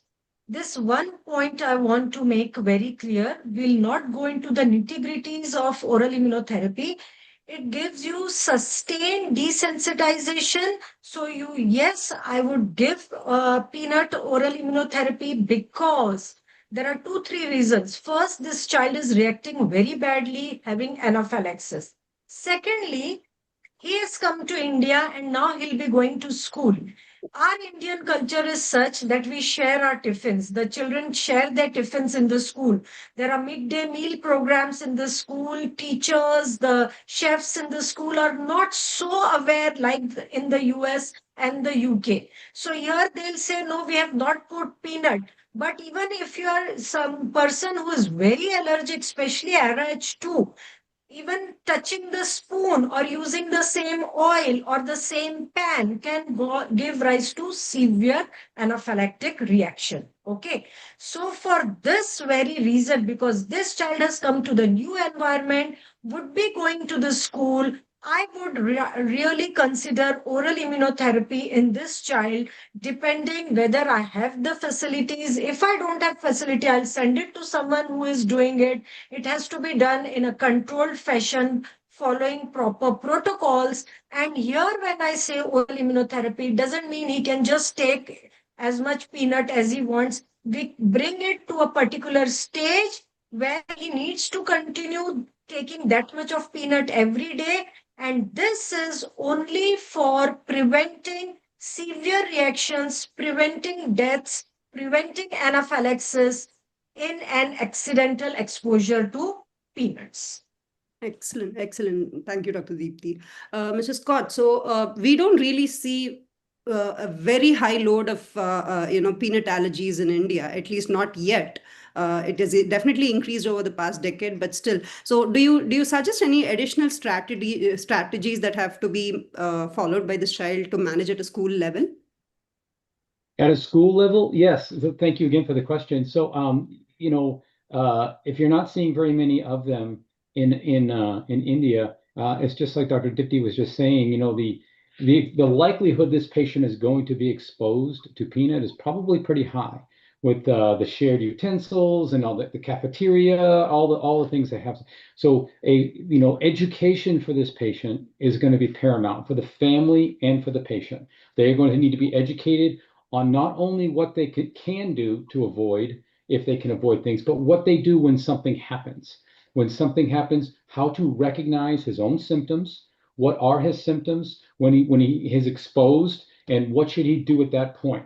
And he should have a rescue, some epi rescue. I'm sure you have that there in India, where you have the rescue, and shown how to use it, and also shown and have some confidence for the family members as well as the patient, confidence in being able to use that rescue. And then if the EpiPen does not work, then they need to know what's the next step, and the teachers and maybe the administration would know the next step is to get him to the emergency department. Got it. Thank you. Just to summarize this, I would ask the esteemed panel if the summarization is okay. So now that we have the tests and the interpretation, the RH2 confirms the peanut allergy. So there is a definite risk of anaphylaxis. The RH1 confirms a severe allergy, again, true peanut storage protein. RH8, it is a non-pollen related protein. RH9 is definitely not LTP driven. So it is, confined to peanut as well, and there's no butch-Perlin sensitization. Let's move on to the next case. Here we have a 28-year-old female which presents with tingling and itching in the mouth and throat every time she eats raw peanuts. Especially we use peanuts as groundnuts here in making chutneys and dips and all. So she notices similar symptoms when she has apple, peach, and raw carrots at time 2. But she has never ever given a symptom of systemic reaction as such. So she has also never reacted to a roasted peanut, either a roasted delicacy that we eat here called chikki, or even to a groundnut oil. And she is actually a gardener, and she does have chronic rhinitis symptoms, which go worse during the season of spring. So the skin prick test for peanut was found to be 6 millimeters, whereas both the pollen and the rest of the food that she said she was sensitive to was negative in skin prick test. That's the reason we have done a multiplex testing in this patient. And here are the results. RH8 is 9.4, which is strongly positive. H1 and H2 are quite negligible. BETV1 is strongly positive again, 12.7, and MALD1 is 8.1. The first question is to you, Mr. Scott. So this patient has a positive peanut skin prick test, but RH2 is negative. So how do you prevent overdiagnosis in peanut allergies in such patients? Could you go back to the last slide? I Yes. didn't show up at first. Okay, thank you. Negligible, RH2 is negative, the 8 is positive, and the 10. And okay, yeah. So because she does not have the storage proteins, because it is not there, then the likelihood is that this patient could be a candidate. And because she hasn't had a significant systemic reaction, it's all based on the oral allergy syndromes, the pollen food allergy syndromes, and the itching in the mouth. If she is willing to go through, she may be a candidate for a food challenge for this patient. Excellent. Thank you. Dr. Deepti, so how relevant is birch sensitization? I'm sure you've covered this in your presentation as well, but just Okay. recapitulate. Okay, so can you please go to the previous, no, the first one, the previous. The first case? Yes, no, this case only. Oh, yeah. Yes. So let's not even go to the component resolved diagnosis. Okay, let's see, because not everyone, 100% of the time, you're not supposed to do CRD. Let's think clinically. Let's put a clinical, acumen. She is reacting to raw peanuts. Definitely, when she's roasting it in the form of chicky, the allergenicity is going. So we know it is a mild cross-reacting allergen. It is nothing NSLTP or seed storage. So we are fine. Now she also notices similar symptoms with apple, peaches, and raw carrots. So it's very clearly written raw carrots, apples, peaches. They are all eaten raw. Again, when something is eaten raw, we know it is mostly oral allergy syndrome, because once they are cooked, they lose their allergenicity. Again, it shows that it is something profilins or PR10. Now we know with peanuts, it's PR10, with apple, peaches, and carrots, it's PR10. What is the relevance of here? You have written she does react to pollens. She has chronic rhinitis, worse in the spring. So definitely there is some pollen sensitization in this case. Maybe she's living in her, Himalayan belt or the northeast part. There is allergic reaction. She is showing chronic rhinitis. Can you please go to the next slide? Yes. Yeah, and here you have mentioned that BETV1 is positive. So yes, the BETV1, which is the primary sensitizer for PR10, is positive. How relevant it is? Again, it is the primary sensitizer. The reactions are mild. So I would not, and here MALD1, again, it could be considered as a primary sensitizer for PR10. PR10 are cross-reacting allergens, they are mild. So I would just leave it at that and tell her, maybe educate her regarding her pollens and cross-sensitization. Of course, avoiding all PR10s is absolutely a big no, and she should be fine with this. No allergen immunotherapy is required in this case, according to. Excellent. Thank you. Again, that was my next question. Thank you for answering that as well. So my next question was, will she require a pollen sensitization immunotherapy? This question is again to Scott. So should such patients carry adrenaline auto-injectors? What do you suggest? Do you come across such cases, and do you think that they should carry auto-injectors at all times with them? In this particular patient, I would say does not necessarily need an auto-injector. I think this particular, like Dr. Dipti was saying, she may not need even to have the food challenge. Just based on the symptoms alone and the explanation of those symptoms alone, she could just keep that food in her diet, and with the understanding and the education that the oral allergy syndrome that she's getting, the pollen food allergy syndrome, is just because of those cross-reactive, or those PR10s. But definitely, I would not necessarily, since she has no systemic reaction history, there's no need to send this patient for to prescribe an auto-injector. Thank you. Thank you so much. This was extensive. Just a last question to Dr. Vikram. So, do you see a lot of birch pollen sensitization in your practice? And how do you approach them in general, especially when they're primary sensitized to birch pollen? Generally, if we are getting primary sensation only to wet bee1 and not to any other, then definitely we go and ask history about their travel to the Himalayan belt. I'll come to the point where you were asking whether pollen immunotherapy will be required for this patient, because now the patient is having chronic rhinitis and typically during the spring. Yeah. Now during the spring, now the patient is a gardener. She is exposed to various weeds also, various flowering trees also. And geographically, if she has never visited Himalayan belt and she is in our South India or the Deccan Plateau, then I would like to consider that this PR10 again may be cross reactivity. This BP10, because of the structural homology, is showing. If I go in detail, I may think of giving immunotherapy to something like already you have mentioned, the SPT as has come negative for this patient for other pollens. We may consider retesting with standardized allergens if available. And immunotherapy may help in management of the chronic rhinitis part. But whether it will help in oral food, pollen food allergy part, we are not sure. There is always a controversy for that. Okay, thank you, sir. Next, let's go to the case number 3. Here we have a 42-year-old male who is a fitness enthusiast who presented with 2 episodes of anaphylaxis when he came to the outpatient department. So the first episode, he does remember what he ate. He had a meal of wheat-based roti, a tomato curry, a fruit salad. And the second episode, when he doesn't remember exactly what he ate, but he does remember that he did do a workout right after eating the meal. So other than this, he does tolerate small amounts, but get mild symptoms of bloating and stomach pain or urgency to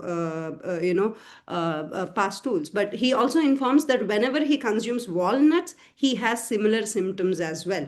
And otherwise, he doesn't have no allergic rhinitis symptoms, and he lives pretty much in the interior part of Tamil Nadu, southern part of India, away from the major pollen sources as such. So the skin prick test revealed a peach peel, a 9 millimeter wheel, whereas wheat was 7 millimeter and tomato was 5 millimeters. So again, component resolved diagnosis was done for this patient, which shows ProP3 peach as 22.6, which is strongly positive. TRIA 14, 11.4.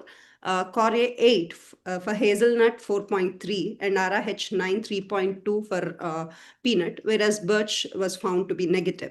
So the first question to Dr. Vikram here, with multiple LTP positivities that we saw in this patient, how do you define the primary sensitizer over here?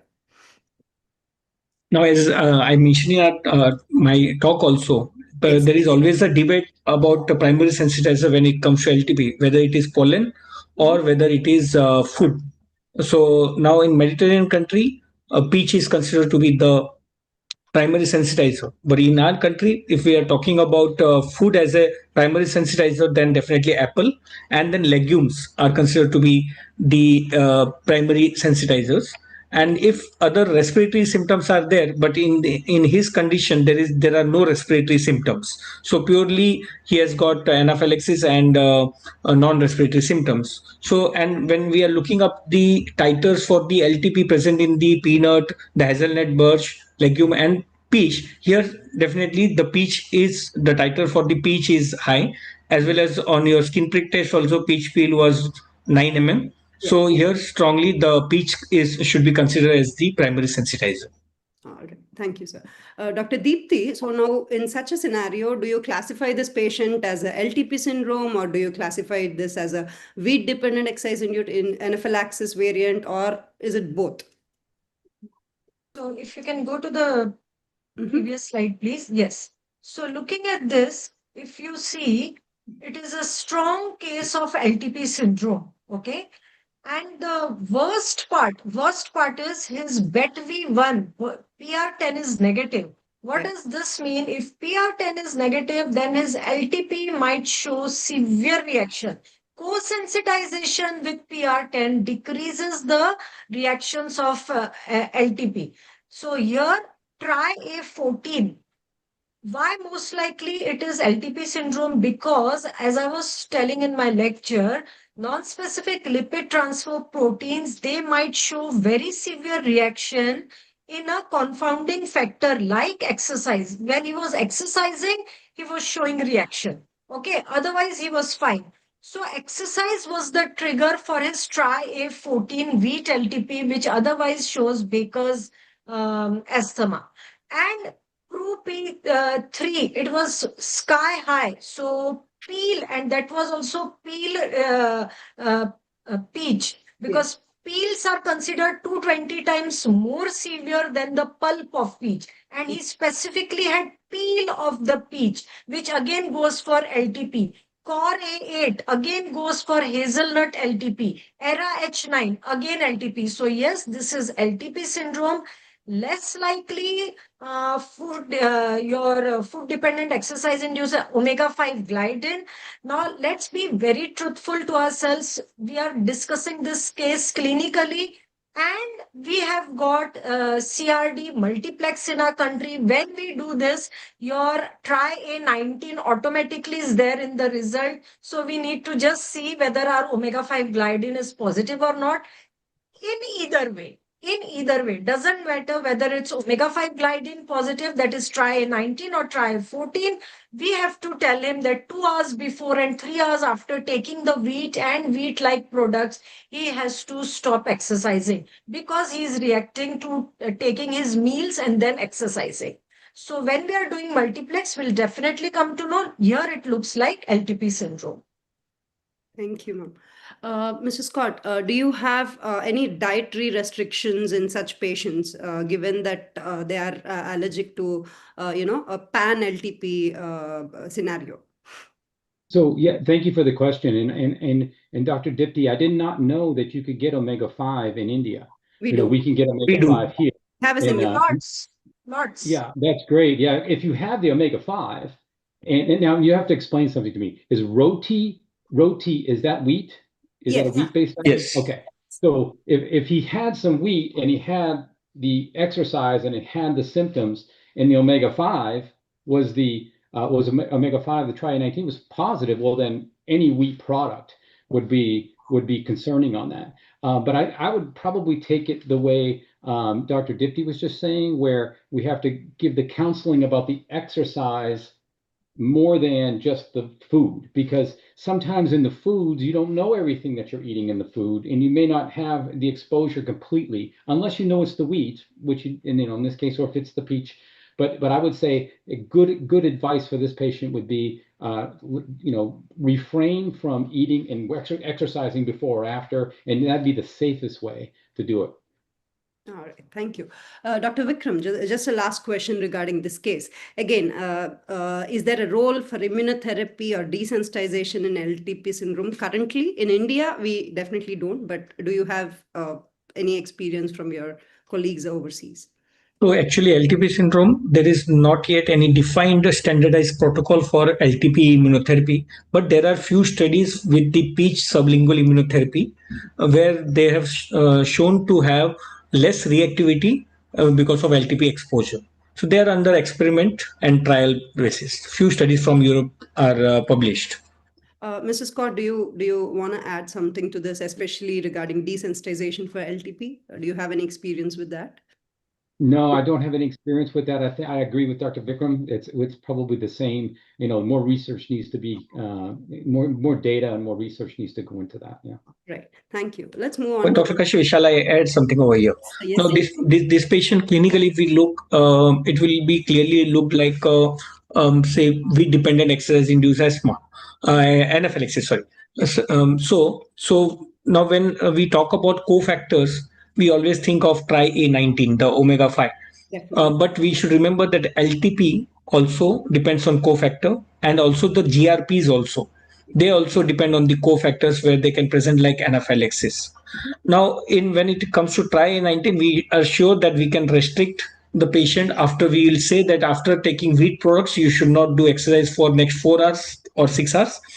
But when it comes to LTP, even post legume, I have two cases where after legume, where LTP was positive, they develop anaphylaxis after doing exercise, after consumption of legume, where they had not consumed wheat. So not only wheat, here we need to understand LTP containing food items which are showing strong positivity, they should not do exercise after having these food items. Thank you, sir. Thank you for the wonderful. Can I add one thing also before you go to case 4? Could you back up one slide? Because I think you had the wheat was a 7 millimeter on the whole allergen. Yeah, just a second. So Yeah. what I wanted to point out was that the components of wheat, the tri-19, tri-14, or the tri-19 is underrepresented in that. So even if you got back a normal, got back much lower, you still, the high index of suspicion for the wheat-dependent exercise-induced anaphylaxis, you would still get that component because it's not going to show up in that or the whole allergen IgE. Thank you. Thanks a lot. Okay, let's move on to the next case. Again, this is a typical scenario that we come across in our country, especially. I'm sure Dr. Deepti and Vikram would agree with this. She's a 29-year-old homemaker with complaints of recurrent episodes of urticaria and episodic angioedema and occasional episodes of rhinitis. The symptoms are almost always after a food intake. So this was her presentation, and she's visited multiple clinics, and she has been told that she's typically allergic to everything, every food possible. Now her reactions are quite mild though. She only has oral itching and very mild nasal symptoms, but she never had any life-threatening symptom as such.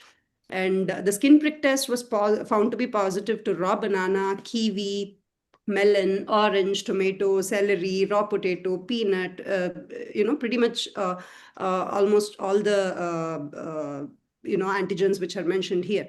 Now, retrospectively, we did go and ask, she does tolerate the cooked forms of all of these vegetables, actually. So now, again, the component testing was done for this patient, which looks pretty much like this. The birch profilin is 14.6. The Timothy grass FELP12 is 12.1. ATV1 mugwort is 7.2, which is quite positive. RAH5, 6.8 is again positive. And RAH2 is negative. So am I okay with the slide? Can I move to the questions? Yeah. Yeah. All right. So the first question is, how do you assess the predominant multiple food related but vague symptoms? So how do you assess such a patient, Dr. Vikram? So basically from the history, if we go back to the case summary slide. Yeah. So you can very well clearly see that the reactions are mild. Yeah. Urticaria with episodic angioedema and mild reaction to oral itching, nasal symptoms. But vaguely she is saying she is allergic to everything.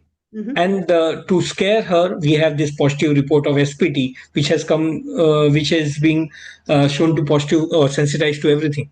Mm-hmm. Now she tolerates cooked. So that means whatever she is allergic, they are heat labile. Yeah. So having so much of vast representation, we are dealing with profilin or pan-allergen syndrome rather than having true allergy. Because here from this table you can see RAH2, the peanut whistling, the storage protein is negative, whereas profilin from various groups like from peanut and weed, grass as well as tree, everything profilin has come positive. And this is why this is a classical feature of what we call it as pollen food allergy syndrome. All right. Thank you, sir. Dr. Deepti, the next question is, how commonly do you see a misdiagnosis due to an extract-based skin prick test in your practice? I'm sure all of us must be facing this over here in this country right now. So I would say, I would go one step ahead and tell you that it is just not misdiagnosis on extract-based SPT, it is misdiagnosis on component result diagnosis itself. When we see a big, huge report, so many positives, dark reds, I have seen patients coming with reports and saying, we have stopped eating everything. Now what should we do? We have lost 4 kgs weight. So it is very, very important that today's lecture, we now know that there are pan-allergens, there are cross-reactive allergens, there are profilins, they are mild. One slide back, Dr. Kashyapi. Yeah. So here we see there is birch, timothy grass, all are profilins. Yeah. Here I would have been happy if you would have shown me the reaction for FELP1 or ARTV1 because mostly profilins, there is some primary sensitizer. Mostly. So mostly when we see pan-allergens, there is some primary sensitizer, which I don't see here. So here there is definitely with crude extract, lot of misdiagnosis. But with now this report, we should be very clear that these are all mild oral allergy syndromes reacting to the pollens. All right. You've answered my next question. If profilin is positive, how do we rule out true allergy versus cross-reactivity? Mrs. Scott, do you think there's a role of challenge testing in such cases? No, I don't think there's a role for challenge, any kind of oral food challenge. I just want to point out one thing also, that I really agree with what Dr. Vikram said, that, that's going to scare her. The skin prick testing is going to scare her a little bit. She's going to see that and she's going to get frightened by that a little bit. So education and reassurance and explaining what it is and what it's not and what it tells us, really taking the time to really explain all that is really going to make a big headway with this patient, that she, what she can and can't avoid in cooking the food and all the other things, and that this is not something that's extremely concerning for a systemic reaction. Understood. Thank you. Shall I add something over here? Yeah, please go. So here, when we are sure now from this thing that we are dealing with some profilin. Yeah. Now we should go for challenge in such condition, not to prove, but to disprove that and to say that to the patient that these food items are safe for. So we should go for oral food challenge. And once we do that in front of us, parents or the patient will feel confident in eating those food items. All right. Thank you. Thank you so much. Always an option. Yes. All right. So do you consider allergen immunotherapy for any underlying pollen allergy to improve the patient's symptoms as well? So basically, if a major allergen is positive, like Dr. Dipti mentioned, some primary sensitizer has to be there. Yeah. Yes, definitely it will help in respiratory symptoms, but not for these vague symptoms. It will not help. Understood. Okay. Thank you, sir. All right. So now we have 34. I'm sorry. Okay, moving on. 34-year-old hospital worker presents with history of urticaria and throat tightness after eating a banana and an avocado, which we are starting to get over here. She also had a reaction during a dental procedure while using latex gloves. No clear pollen allergy, allergic rhinitis, or any other respiratory symptoms as such. And the skin prick test to banana was around 7 millimeters, to latex was 9 millimeters, and avocado was 8 millimeters, and kiwi was 6 millimeters. The component panel looks pretty much like this. HB6, that is latex LTP, is around 14.2. MUSA4 banana LTP is 9.4.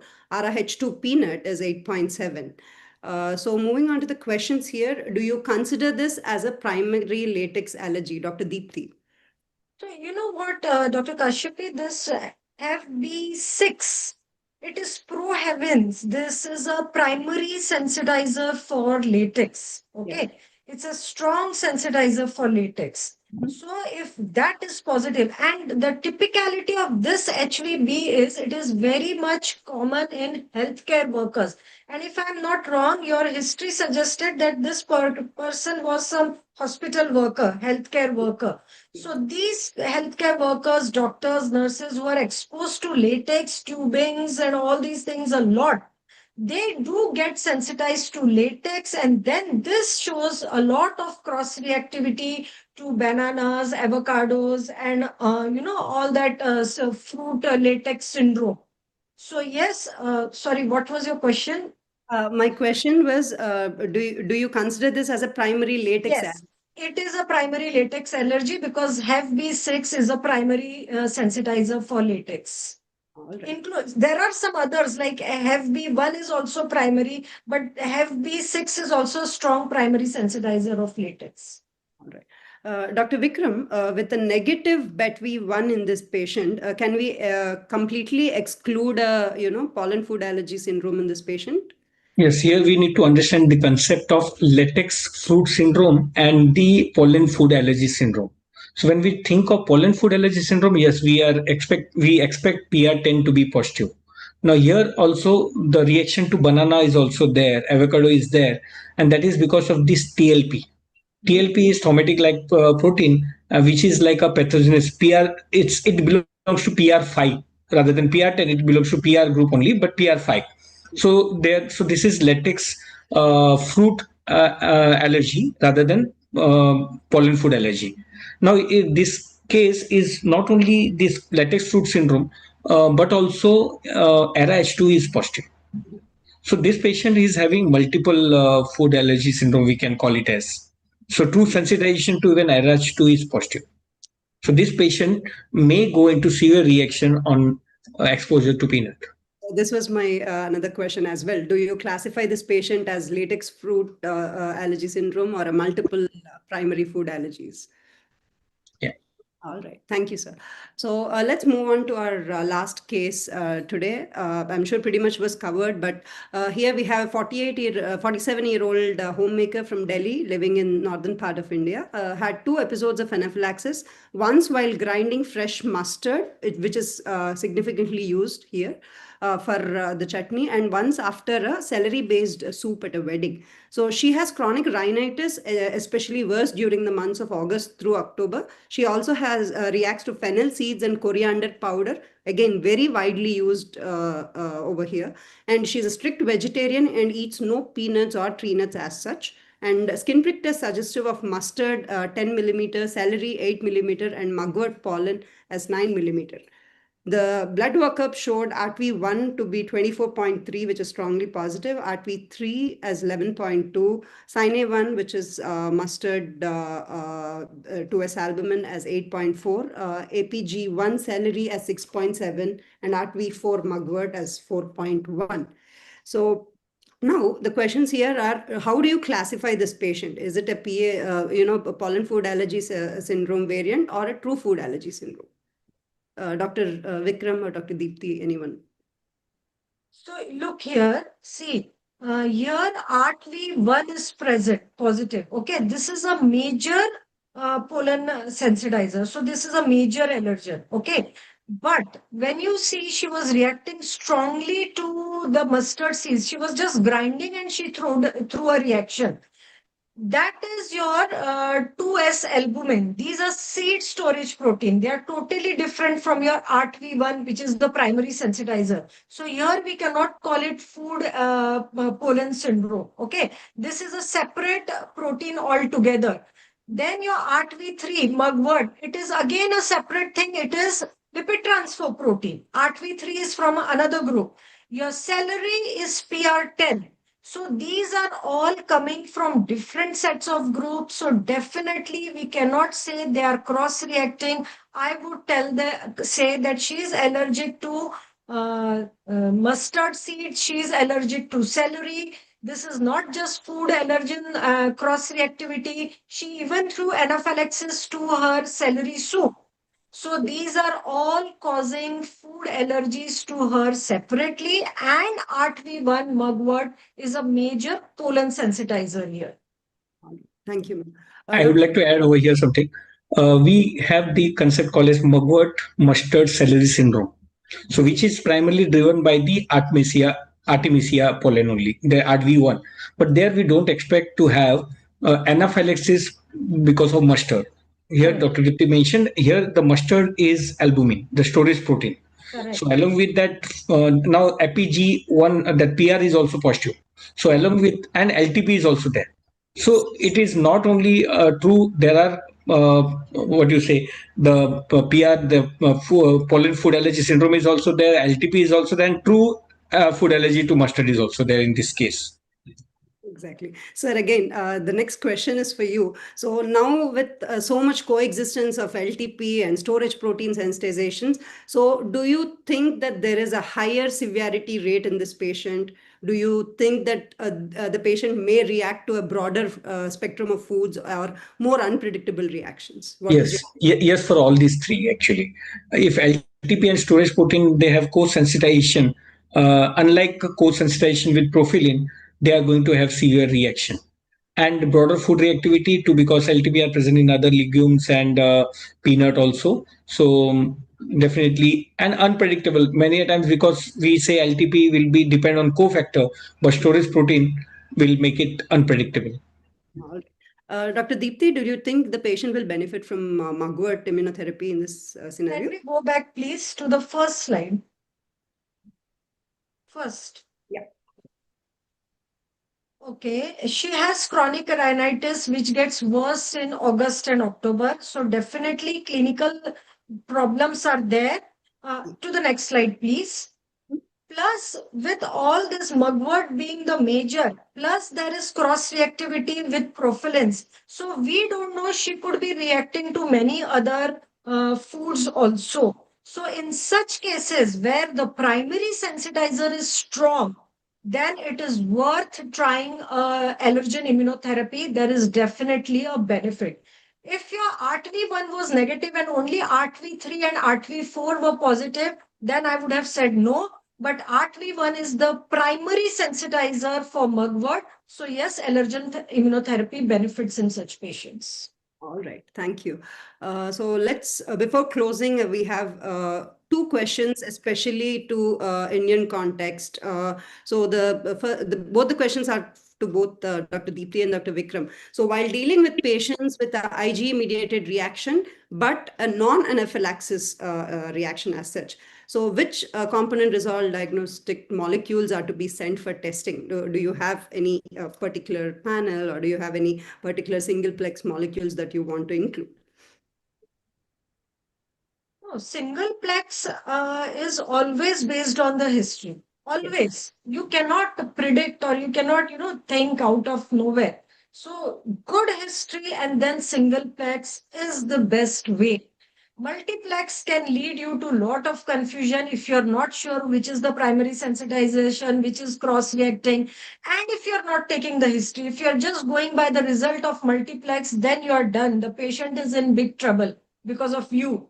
So ideal, you correctly said singleplex is the word today, depending upon the history. So here with CRD molecule, we'll take the history, we'll see what the child is telling, and accordingly we'll ask for the test. Right. Dr. Vikram, do you have to add any? Yeah, so now we have this top to bottom approach and we have bottom to top approach. Now, when clinical history is clear, your skin prick test is also clear. Here we are going to send singleplex before starting immunotherapy to predict the efficacy. So here singleplex is very, very, very useful, and we have started doing for most of our patients when we are asking. But if there is polysensitization seen and you are confused, even if it is non-anaphylaxis, then sometimes we may go for multiplex to rule out the pan-allergens in such conditions. All right, thank you, sir. We should only be guided by the history. That's the bottom line. Yes. Only guided by the history. Otherwise, CRD will not make any sense. It will cause more confusion. Yeah. I'll keep this as the last question. I'm sure Dr. Vikram has already covered this pretty much, but we do have indigenous pollen sensitization, that is like Parthenium, Holoptilia, to specifically only to India. So how do we apply the knowledge of CRD to the patients who are sensitive to these? Dr. Vikram, and followed by Dr. Deepti as well. So as I already mentioned, Holoptilia are tree allergen, where we don't have the marker in the multiplex as well as in the singleplex. We should look for the whole pellitory group that has got structural homology. And Parthenium again is not represented, only the extract is there. There again, the Parthenium has got cross reactivity with Artemisia group. So RTV1 has got structural homologous with Parthenium. Okay. And when we are dealing with prosopis, we have the Oli group. All right. Thank you, sir. Dr. Deepti, anything that Yeah, you same thing. We have to extrapolate. So we need to know our local allergens, we need to know our trees, our weeds, our grasses, and we need to see which group they are falling into. That much we need to have. We can make a chart, keep it on our desk, and we can quickly refer. Okay, this is positive. So what it could be correlating to our scenario. Okay, there's no point saying Oli 7 is positive. We know it is cross-reacting to our prosopis. So we would extrapolate it to that. Okay, so basically we need to see our allergens. We can just see what is correlating and then interpret accordingly. All right. Thank you so much. Before we conclude, I would actually like to take the opportunity to bring out blast from the past. So we were always told that blood test is actually a supportive diagnosis. History is always the key when it comes to any allergic diagnostics.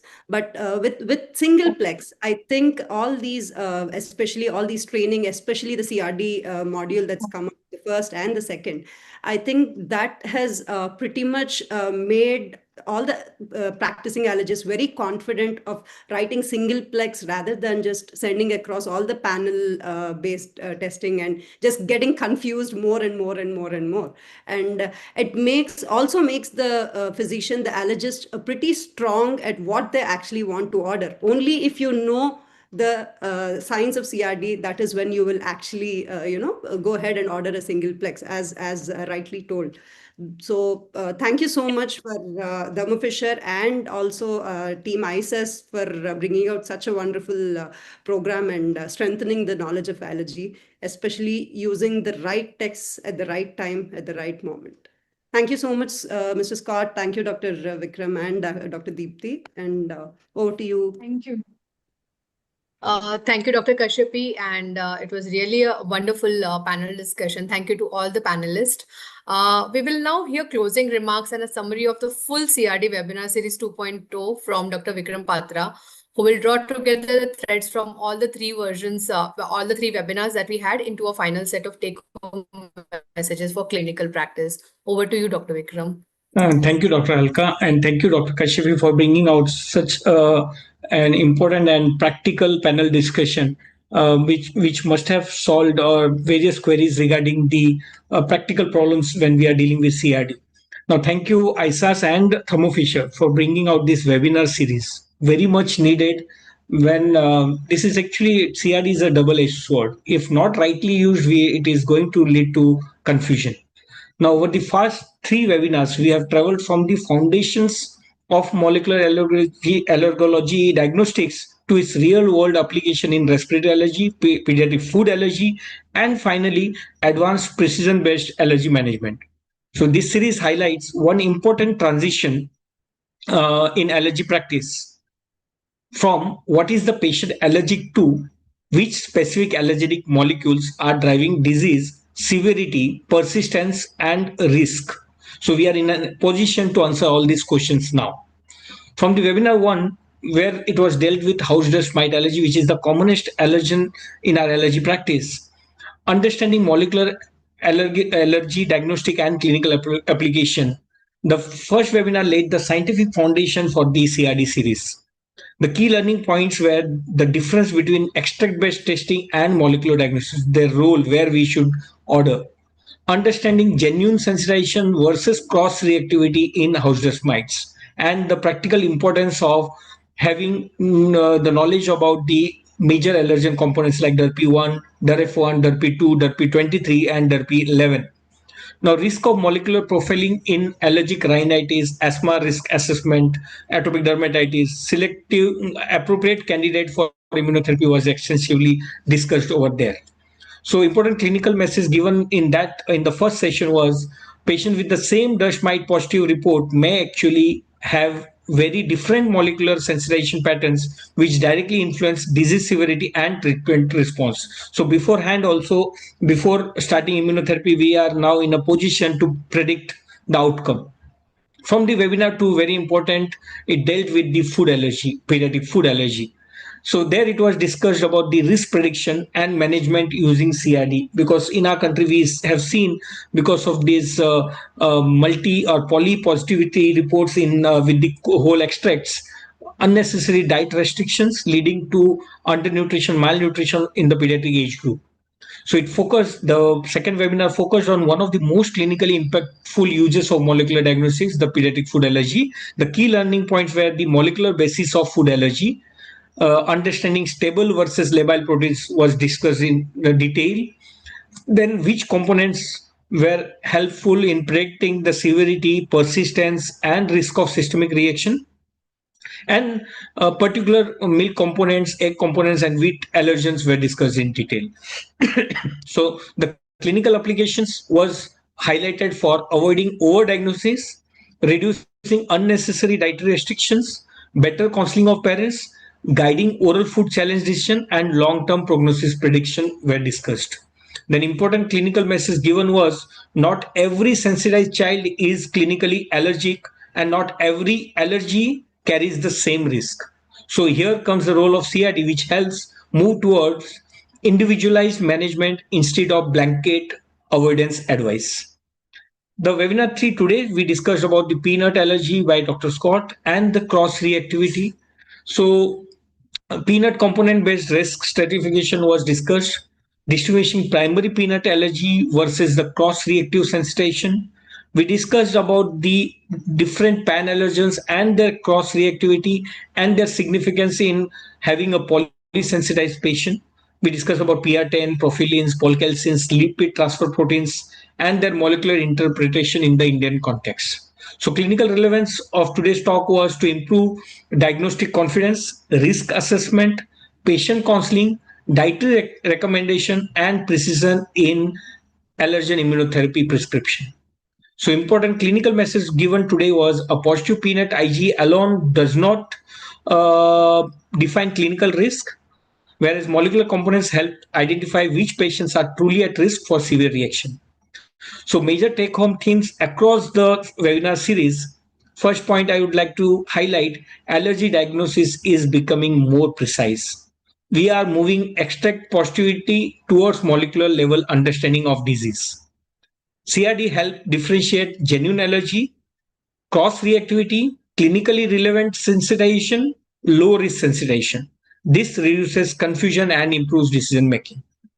Precision diagnostic leads to precision management. CRD can guide immunotherapy decisions, food challenge planning, risk prediction, dietary counseling, and prognosis assessment. So we must understand molecular allergies diagnosis must always be clinically correlated. Without clinical history, without clinical knowledge, without knowledge of molecular allergology, just need to understand a laboratory result alone is never the diagnosis. We must treat the patient and not the report. Clinical history remains central to interpretation. Indian data and Indian phenotypes matter. Sensitization pattern in Indian patients may differ from Western population due to climate, wide geographical distribution, dietary habits, environmental exposure, and the regional allergen profiles. So building Indian molecular allergy experience is therefore extremely important. My final closing message will be molecular diagnosis, remember, is not going to replace our clinical medicines. It is not going to replace our gold standard diagnosis by skin prick test, but it is going to strengthen it. When used appropriately, CRD allows us to improve diagnostic accuracy, predict clinical risk better, avoid unnecessary restriction, personalized management is the need of the hour, and ultimately improve patient outcomes. The future of allergy practice is increasingly moving towards precision allergy medicine, and CRD is becoming one of its most important tools.